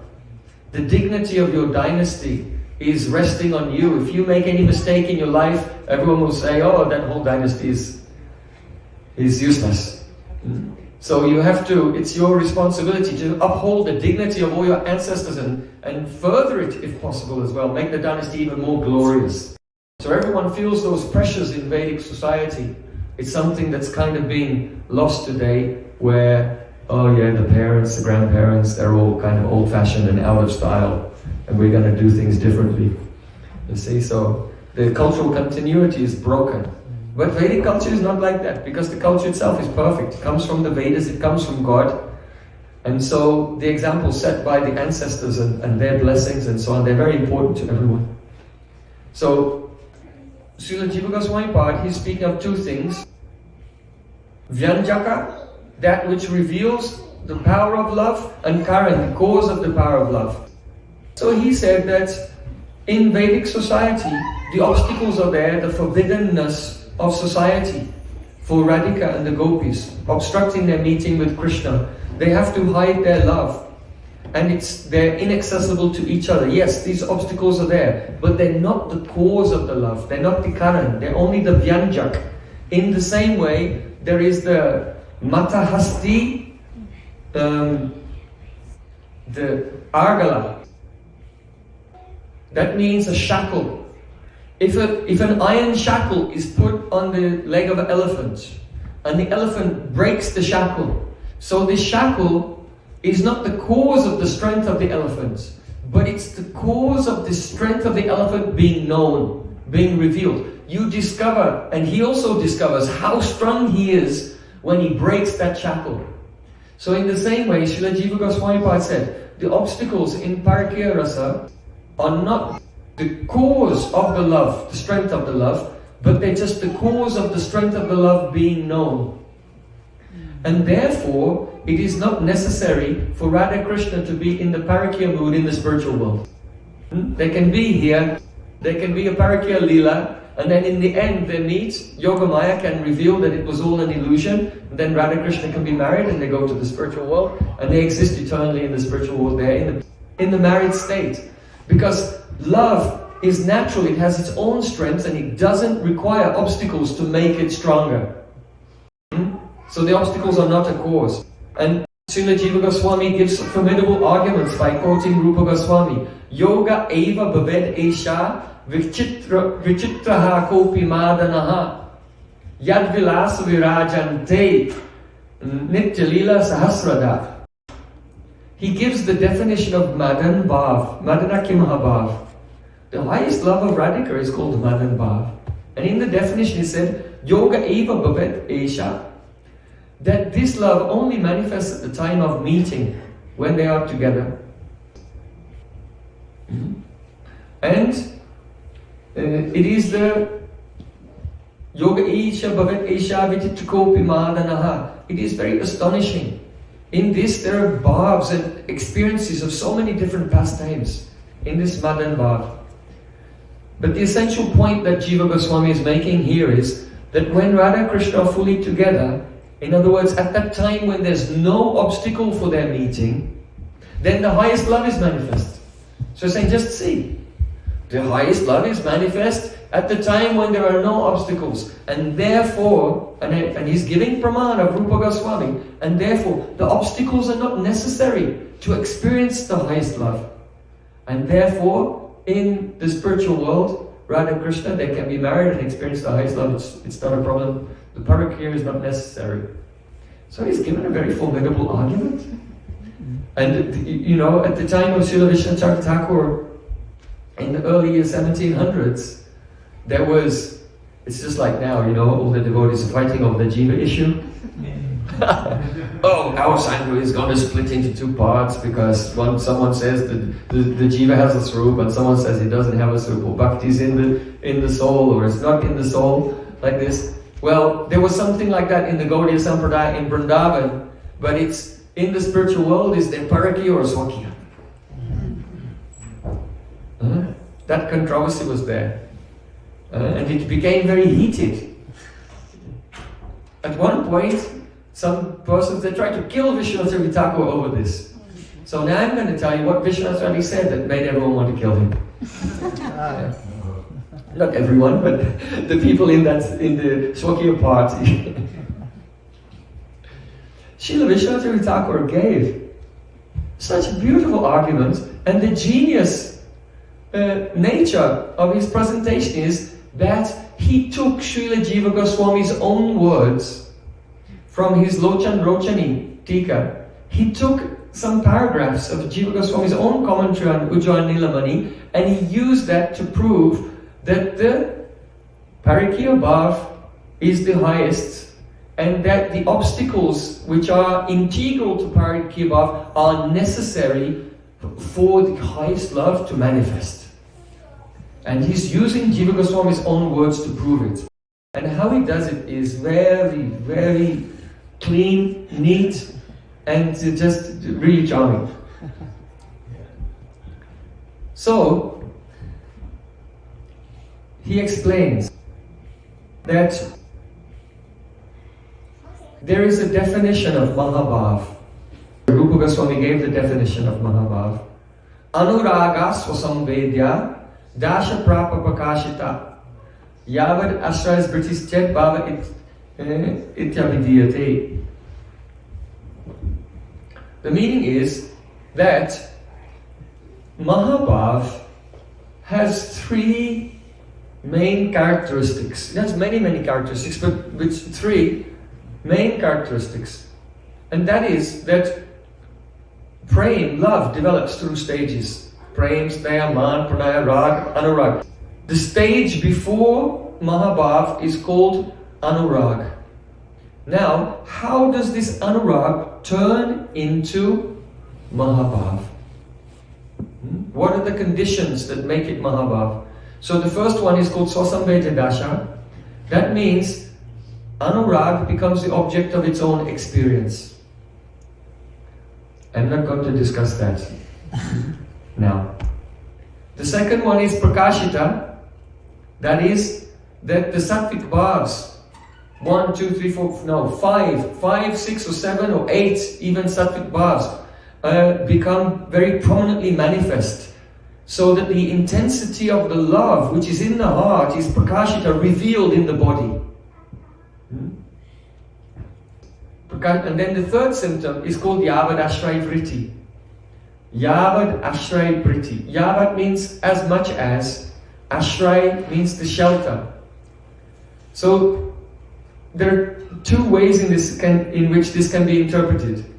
That when Radhika or any gopi who has Mahabhav meets with Krishna, then if someone else is there, or anytime they have Mahabhav, even in separation, but someone else is there, Yavat, in accordance to their capacity, they can be moved. Their hearts can be churned. They can feel, they can become pervaded by the love of that gopi who has Mahabhav. In other words, her Mahabhav extends in waves from her body and affects another ashray. So someone else becomes the shelter of the effects of that love. So this is very wonderful for the Manjaris, the maidservants of Radhika, because they're the only ones who can be there when Radha Krishna are alone and very intimate with each other. So they're close enough to see and hear, and the result is that the waves of Radhika's Madanaki Mahabhav pervade them.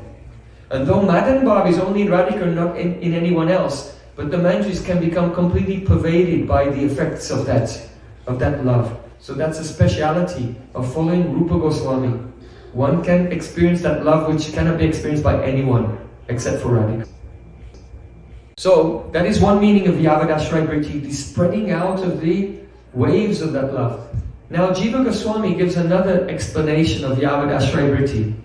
He says that when Anurag takes shelter of its own shelter to the fullest degree. So here Yavat means to the fullest degree. Just as one may say, Yavat Patram Brahmananam Amantrayasva. The meaning is, invite the Brahmanas who are fully qualified. So you say, Yavat Brahmananam Yavat Patram Brahmananam. Invite the Brahmanas who are Patram, they are qualified to the fullest extent. So here Yavat Ashray Vritti. Yavat means to the fullest extent, Ashray. The shelter of Anurag, that stage of love, Anurag, is called Rag. Now in this context, Anurag means the love in which the object of love is seen as newer and newer at every moment, and the love itself is experienced as newer and newer at every moment. That is Anurag. The stage before that is called Rag. That stage of love is defined as Dukam apyadikam chitte sukha tattvena rajyate. It is a stage of love where something which would ordinarily become the cause of suffering becomes the cause of joy. For example, see, Krishna was walking with his cows and cowherd friends in the valley of Govardhan, and he began to play his flute. Radhika was also at Govardhan. She heard the sound of the flute, but she couldn't see Krishna. So she began to climb up the hill, and she was running on the rough, sharp stones. The blazing sun was shining. It was midday and the stones were hot. And she climbed with her very soft, tender lotus feet on the sharp, hot stones to the top of Govardhan. And then she looked and she could see Krishna in the distance. And so, though it was painful to run on those sharp stones, that the experience of dukh was sukhatvainaiva rajyate. It became completely dyed by the experience of joy. Raj means dying. Here, rag indicates dyeing. Like when you take a cloth and you dip it in dye, and now the cloth becomes completely colored by the new color. So the stage of rag is a love where, if it affords one an opportunity to serve Krishna and give happiness to Krishna, then even suffering, just as white cloth becomes dyed with the color of red, becomes pervaded by that color, so the pain becomes completely dyed and pervaded with joy. And so you don't see, just as the white is not seen anymore, only red is seen. So in the same way, there's no misery in the heart at all, but the misery itself has transformed and become a complete state of joy. This is called rag. We're not talking about that only Raganuga-Bhakti from before, but the stage of love. Just before anurag. That is the basis of anurag. Now, Jiva Goswami Pad said, when anurag takes full shelter of its basis to the fullest extent, then anurag turns into bhav. It turns into the mahabhav. Now, what does that mean? So the question here is, when anurag, its basis, is manifested to the fullest extent, that means that the greatest suffering turns into the greatest joy. So Srila Jiva Goswami Pad has said, what is dukasya paramakasta? Paramakasta, the highest condition of dukh, suffering, for Braja Gopis. What is dukasya paramakasta? For the Gopis. Now you have to bear in mind, who are the Gopis? First of all, they are Kulavadu. Kulavadu. They are young, newly married brides from very illustrious very illustrious dynasties. So for a young bride from an illustrious dynasty, the Paramakasta, the highest condition of suffering, is Swajana ayapatha brangsa, to fall, to be seen to be fallen in the eyes of society from the path of dharma and chastity. This is the greatest suffering. And this suffering is worse than fire and worse than death. That's why you would see in Vedic times, if some very chaste wife, if her husband died, then when his body was burned at the cremation ground, out of love, she would just enter into his fire. Why? Because it is better to die and to be burned alive than to not have the chance to serve the husband. So, it would be a terrible suffering to stay alive in that condition. So fire and death, they are not suffering. What is really suffering for a Kulavadu is that in the eyes of society, everyone will say, oh, you are not following Dharma, you are not upholding the dignity of your dynasty, you are not chaste to your husband. So that the Gopis of Vrindavan are in love with Krishna. And when he plays his flute, for them to run to him, then they have to come to that state where their love for Krishna is so intense that the chance to please Krishna turns a suffering worse than fire and worse than death into a state of joy. So that is Yavad Ashray. That the basis, the Ashray of Anurag as Yavat, it has come to its highest point.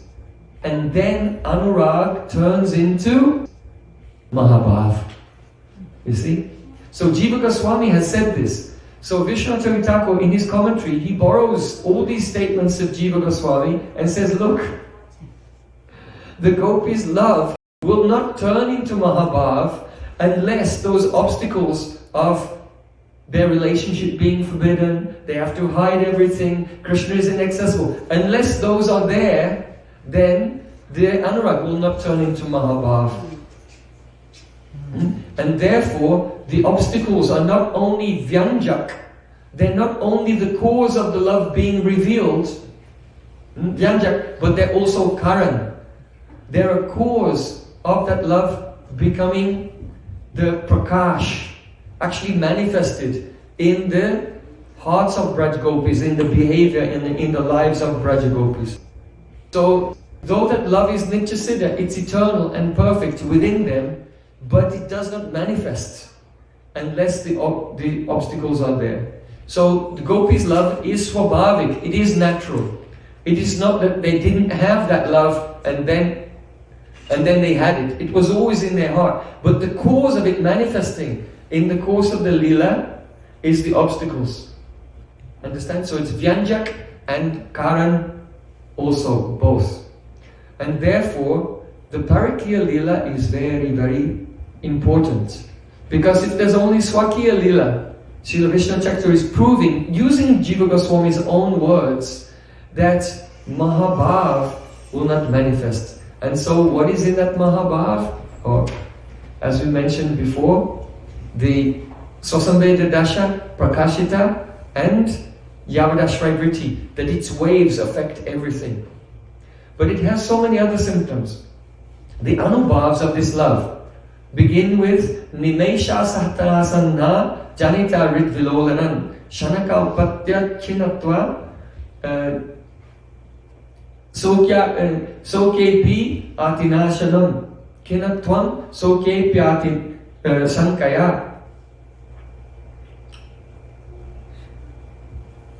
Mo Hatyabhave Pyatmadi Saravan Vismaranam Sada. These are some of the symptoms of Mahabhav. First of all, the time of separation caused by the blinking of an eye becomes intolerable. So when Sri Krishna is returning in the evening from the forest, and gopis come to see him, then the eyes blink and they give a curse to Lord Brahma. Atitiyat bhavan ani kananam truti gayate tam pasyatam kotik lakuntalam shimukam chate jada udikshitam pakshma kridisham. Oh Krishna, when you're in the forest, then one moment seems like thousands of years, but then when you return and we see your lotus face, then our eyes blink, the eyelids fall, and at that time we cannot tolerate the separation even for the blinking of an eye. So that means that Braj Gopis have gone into a completely alternate state of consciousness. Because the blinking of an eye, I think that anyone, doesn't matter how much so-called love they have for anyone else, if they blink, they can tolerate that. But when anurag, due to taking shelter of its basis to the fullest degree, is transformed into Mahabhav, then the blinking of the eyes becomes impossible to tolerate. Asana janita rigvilolanam. Due to the Yavadashray Vritti, the spreading out of the waves of love, if anyone is nearby, it churns their hearts. Chanakalpatva. One moment seems to be like 1,000 years in separation. And in meeting, even meeting with Krishna for thousands of years, seems to pass like a second, like less than a moment. In this Mahabhav, even though Sri Krishna is completely happy, Yatte sujata charnam muruham staneshu. If Radhika will hold the lotus feet of Krishna on her heart, Sri Krishna is completely blissful. But Radhika is thinking, oh, perhaps he's feeling some pain. My heart is too hard for his soft lotus feet. So kinatvam tatsoke pati sankaya. Even pleasing Krishna fully, one becomes emaciated with anxiety that somehow or another he's not completely happy. These are some of the astonishing symptoms of bhav and all these elements of prem, they will not come unless the anurag will turn into mahabhav, and the anurag will not turn into mahabhav unless there is this whole drama of gopis being married to someone else and all the obstacles are there. And they have to break through the obstacles in order to meet with Sri Krishna. So Parakiya is very important. So we'll see that Sri Uddhav has said, when Uddhav came to Vrindavan and he saw the love of gopis, then he said, Eita param tanubrito bhuvi gopavadvo Govinda eva nikalatmani rudha bhava Vanchanti yat pavabhayo muneyo vayamcha Kim brahma janma be ananta katara sasya. He said, oh, of all the people who have taken birth in this world, then only these gopis, these vadhu, these newly married gopis of Vrindavan, their lives are fortunate, they are supreme, no one else. Someone may think birth on a higher planet is best. He said, no, bhuvi, born on earth is better. Someone may say the male birth is better. He said, no, gopabadvo, female birth is better. Someone may say if someone is not married, they can meet with Krishna. He said, no, bhuvi gopavadvo, those who are married to other gopis. So only those who take birth as a human being on earth, as a female, and who are newly married, not to Krishna but to someone else, only their life is successful. That is the highest possible birth of all. Why? Govinda eva nikilatmani rudha bhava, because they have rudha bhava. Now, we're introducing a term here, rudha bhava.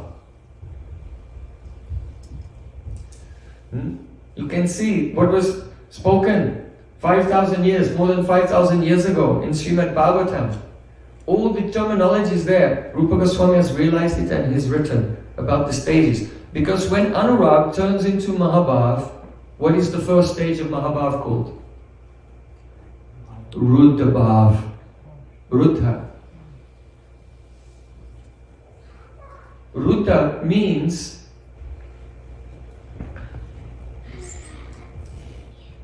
if a person is on the ground and then there's a stage, then if you climb onto the stage, now you're Ruddha. You have become elevated to another level. So Ruddha Bhav means that Bhav in which the love is elevated completely to another level. So I said I wouldn't do it, but I'm going to touch on it. So Samveta Dasha. Remember how we said that the Samvit Shakti gives the experience of the object Krishna and the subject yourself. Right? So that Samvit Shakti is there in all the stages of love. So Mahabhav means when Anurag attains Swasamveda Dasha, that means it becomes the object of its own experience. So within Anurag there's the subject, you. Not you, let's say a gopi. One day you. So there's one gopi. So she is the subject and Krishna is the object. When Anurag turns into Mahabhav, now Anurag, there's an Anurag here is looking at Anurag. So in Anurag there's a subject, that gopi, and there's an object, Krishna. And now Anurag is looking at that, so there's another subject. Looking at that subject and object, both. So it's exactly like Shakshitva. Shakshitva. You see, the material energy gives you an ego, which is the subject looking at the object, the world. And when your mind becomes very steady and absorbed in a trance, then you come to the next level. So that yogi is called, literally in Bhagavad Gita, Krishna speaks about the yoga ruddha, the yogi who is aruta, who has gone to the next level. And the yoga rurukshu, the one who desires to go to the next level. Right? So it's the same words, ruddha. So the yogi, when he goes into a trance, now he's the subject, the soul, and he's looking at his material ego, the subject of this world, and the objects of this world. He can see both. So he's above that, seeing objectively. So in the same way, gopis have no material ego, But their spiritual ego, it's like they have another ego above that. They have Shakshitra towards themselves and Krishna. So this is why Sri Krishna compares the Mahabhav of the gopis to the samadhi of a yogi. Tannavidan mayan usanga badha dhyam swatmam atastadedam yatha munayo yatha samado munyogditaye nadya pravishta eva nama rupe. Hey Uddhav, my gopis, they're so completely absorbed in me that they forget themselves and they become like a yogi goes into trance. So this Ruddha Bhav means, though gopi, I am Radhika and here is Krishna, I'm meeting. But when Ruddha Bhav comes, na so Ramana na hama Ramani, dui manu manu bhava peshlajani. I am not Radhika, I am not the beloved and he is not my lover. So it's Ruddha. They have come to another level of seeing. And now, just as a person in Shakshitva experiences, I'm not the doer. But he can see how his body, mind, everything is going on. So, this is why it is said in the Ras Lila that Rasutsavaha sampravrito gopi mandala manditaha yogesvarena krishnena tasammadye dvayor dvayo. Shukadeva Goswami said, then the Ras Lila began. Shukadeva Goswami never said, then the gopis and Krishna began the Rasa Lila. Why? He said the Ras Lila began. Because this Ras Lila is the manifestation of Prem. And because Prem is manifested in Mahabhav, now Radha and Krishna are not the doer. Prem is doing everything. And they're floating in that Prem. This is Mahabhav. It's something extraordinary. Are you catching something? If you don't understand, I think it's my fault. Because I am not explaining clearly. But the topics that Srila Rupa Goswami is describing, it's there in Srimad Bhagavatam. But unless Chaitanya Mahaprabhu had appeared in this world and empowered Rupa Goswami, no one would know. We said the verse yesterday. Ekas Chaitanya Chandraha Paramakaruniya Savamavischakaraha. No one knew what is praying. No one knew the power of the name. No one knew the sweetness of Vrindavan. No one knew the love of Radhika was the ultimate limit of rasa. Only Chaitanya Mahaprabhu discovered all of these things and revealed these things. So this is a fact. This is actually, and this is not that, don't think that I was saying, yeah, Mahaprabhu discovered the sweetness of Vrindavan because he went to Vrindavan and he discovered Radhakund and Shyamakund, like Christopher Columbus discovering America. That's not what I mean. That's not what I mean. What I mean is, Hari Purata Sundara Jyoti Kadamba Sandhipita Sadaride Kandares Pratuva Sachinandana. When a devotee surrenders themselves to Sri Guru and engages in the service of the mission of Sri Guru, and then he gets the mercy of Guru and Gauranga, Chaitanya Mahaprabhu. And Mahaprabhu, Sadaride Akandres Pratuvasa Chinandana, Mahaprabhu appears in the heart of that devotee. Hari Purata Sundara Jyoti Kadamba Sandipitaha, and he has a blazing golden effulgence. And the golden effulgence of Sri Gauranga Mahaprabhu obliterates all darkness from the heart of that devotee. And then in the Swarupa Mahaprabhu, that devotee, then he sees Radha Krishna, because Mahaprabhu is Radha Krishna, Rasaraj Mahabhava Militatanu, the combined form of Radha and Krishna. This is what it means, Chaitanya Mahaprabhu Aviskrita, that he has discovered and uncovered and revealed. He has done it, he will do it today. If a disciple is fully engaged in the service and the mission of his Gurudev, then he will get the creeper of Mahaprabhu. In Chaitanya Charitamrita it says, Dui Bai Ridiera Kshalyandaka, Dui Bhagavata Sangye Karna Sakshaka. What is the mercy of Gaur Nitai? That these two brothers drive away all the darkness in the core of the heart and illuminate the heart. And by this, they enable one to recognize the gloriousness of the book Bhagavatam and the devotee Bhagavatam. Eka Bhagavata Bara Bhakti Rasa Shastra, Ara Bhagavata Bhakta Bhakti Rasa Patra. Otherwise, before that, no one can understand what is the Srimad Bhagavatam. There are so many Puranas, so many Vedic literatures. I'm more interested in the Mahabharata. I like the Vishnu Purana. I like Vedanta Sutra. No. Srimad Bhagavatam is all in all. It is on such a level. It is Krishna Vanmai Murti, direct Rasa Swarupa of Sri Krishna himself. And then when the darkness in the heart is illuminated by Gauranga Mahaprabhu, then he recognizes Eka Bhagavata Bara Bhakti Rasa Patra, Bhakti Rasa Shastra, Ara Bhagavata Bhakta Bhakti Rasa Patra. Which pure devotee is filled with Bhakti Rasa, Dui Bhagavata Dwara Diya Bhakti Rasa, Tahara Hridaya Tara Prema Hayavash.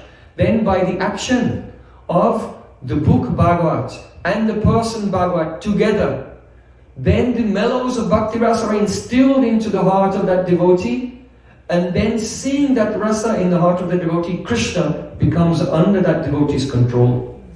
Tahara Hridaya Tara Prema Hai Vasha. Krishna becomes controlled by the Prema Rasa in the heart of the devotee. So this is how Mahaprabhu is uncovering and discovering and uncovering, revealing the sweetness of Vrindavan, the sweetness of Braja Lila. And he does that through those devotees who are serving his mission, and then they become purified, and then hearing Bhagavatam from a Rasik Vaishnava, then they can realize all of these things. So here, Ruddha Bhav.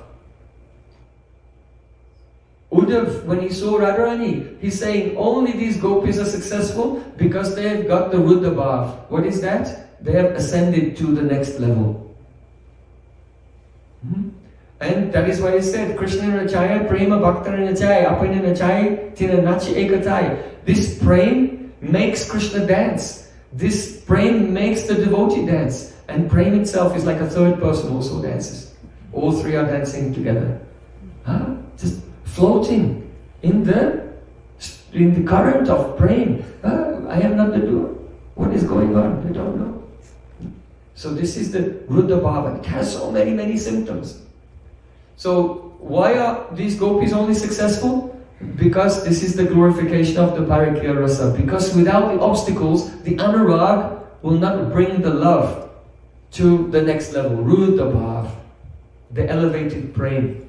So then Uddhavji, he says, Asammaho charana reinu jusham ashamsyam Brindavane kimapi golmalatau sadima. I will be very lucky if in a future life I could become a blade of grass or a shrub or herb in Vrindavan. Why? Because then I could get the foot dust of Braja Gopis on my head. What's so glorious about those gopis? Ya duschadya swajana arya pachanta hitva. They have given up something which is very difficult to give up. Swajana aryapat. Now you see, Swajana Aryapat, these are the words used in Jiva Goswami's commentary, when he said, what is the greatest pain for Kulavadhu? Swajana Aryapat Branks, to be fallen from Swajana in the eyes of your family and associates, and Aryapat, the path of the Aryans, the noble path of Dharma, to be considered fallen from them. So we can see how even all the technical words describing why the Parakiya-Rasa and obstacles are necessary to transform the anurag into Ruddha Bhav is there in the prayers of Uddhav 5,000 years ago. You see? So what Jiva Goswami is writing, what Rupa Goswami is writing, what is being revealed by Chaitanya Mahaprabhu, it's not like, this is a new sampradaya making up something. But these are the profound mysteries eternal mysteries of Prem, which even the precise description of them is given in Bhagavatam. But without hearing from the Bhakta Bhagavat, there's no possibility of someone understanding. What is Uddhav saying here? What's the significance of this? Ya Justadya. It is very difficult to give up Aryapat and Swajana, these two things, but the gopis have done it. And therefore, Govinda Eva Nikilatmani Ruddha Bhava. They have this Ruddha Bhava for Krishna. So,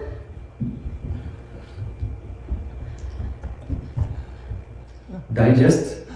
We are here for a few days and trying to make some layers. And you have to catch it in your heart and keep it there, because another layer will come on top, another will come on top. This is why it's very necessary to hear with ekagrata chitta, one-pointedness.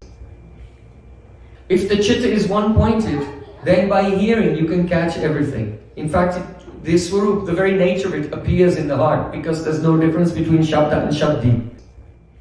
But if the mind is distracted, as Jiva Goswami said, Nana Vikshepavati Rucha Bhavana, in the absence of taste, there is distraction, and then Raganuga-Bhakti Shailim Anabijanati. One cannot know, cannot understand the methods of love, the idiosyncrasies, the weird and wonderful, strange ways of love, of the residents of Vrindavan.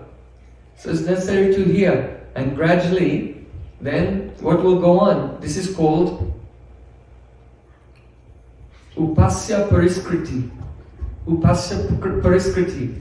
That means the purification of one's conception of the object of your service. Upasya means the object of upasana. Who are we serving?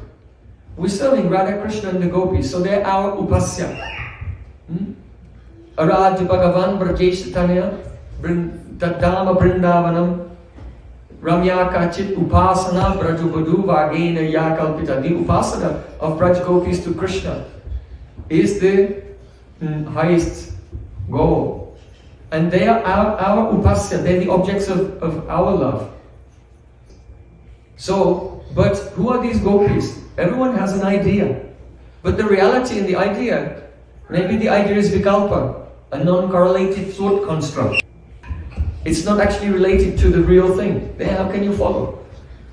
So when one hears about the stages of love, as I explained, for example, by Srila Rupa Goswami, Ujjwala Nilamani, what is going on is called Upasya Pariskriti, the purification, the refinement of one's conception of who is our worshipable Srimati Radhika, Lalita, Vishaka, and all gopis of Vrindavan.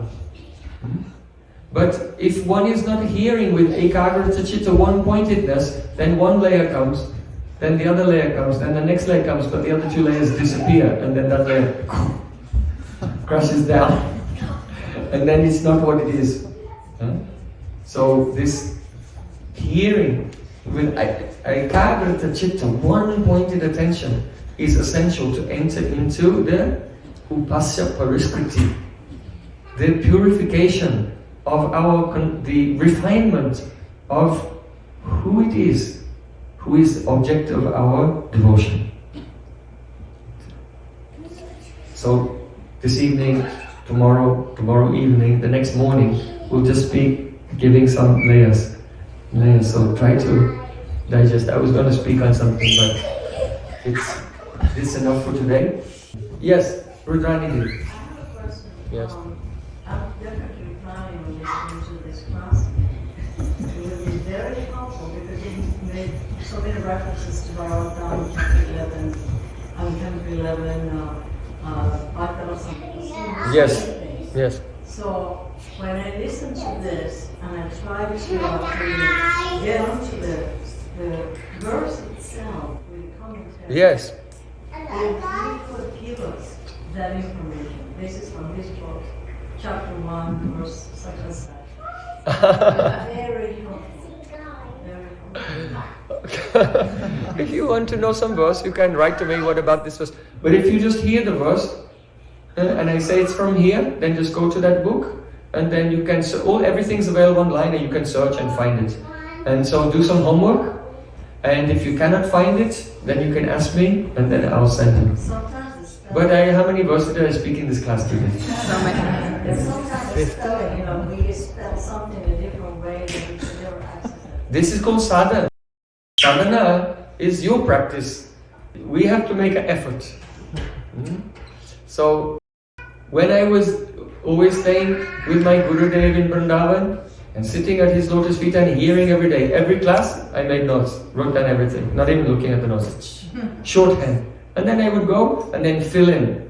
Whatever I'd done in abbreviated form, fill everything in. And then every verse, because I just wrote down the first word or first few line or something, then I would go and try to find it. If I couldn't find it, go to other senior Vaishnavas. If still I can't find it, I'll go to Gurudev.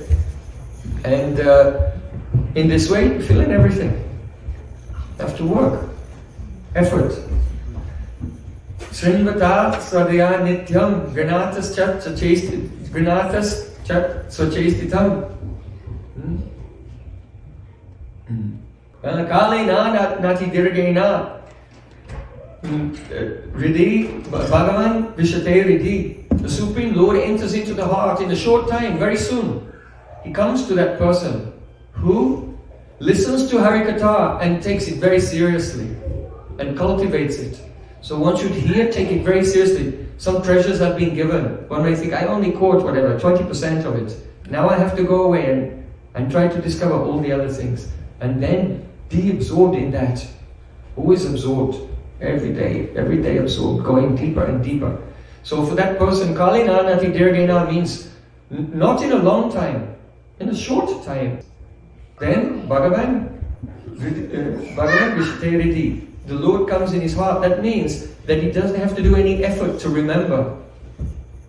Without any effort, he's not trying to remember. The Lord himself is intervening and entering into his consciousness, because Krishna is so pleased by that person who takes Harikatha very seriously.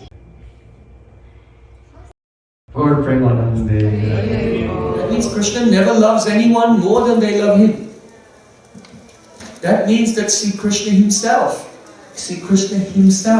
cannot go to the next level, Rudra Bhav, without Braj Gopis. Understand? Krishna cannot experience this next level of prayer without Braj Gopis. It's amazing. These are some of the Dwani. We have spoken something in the class, but now the Dwanis are coming, all the implications. So go away and relish them.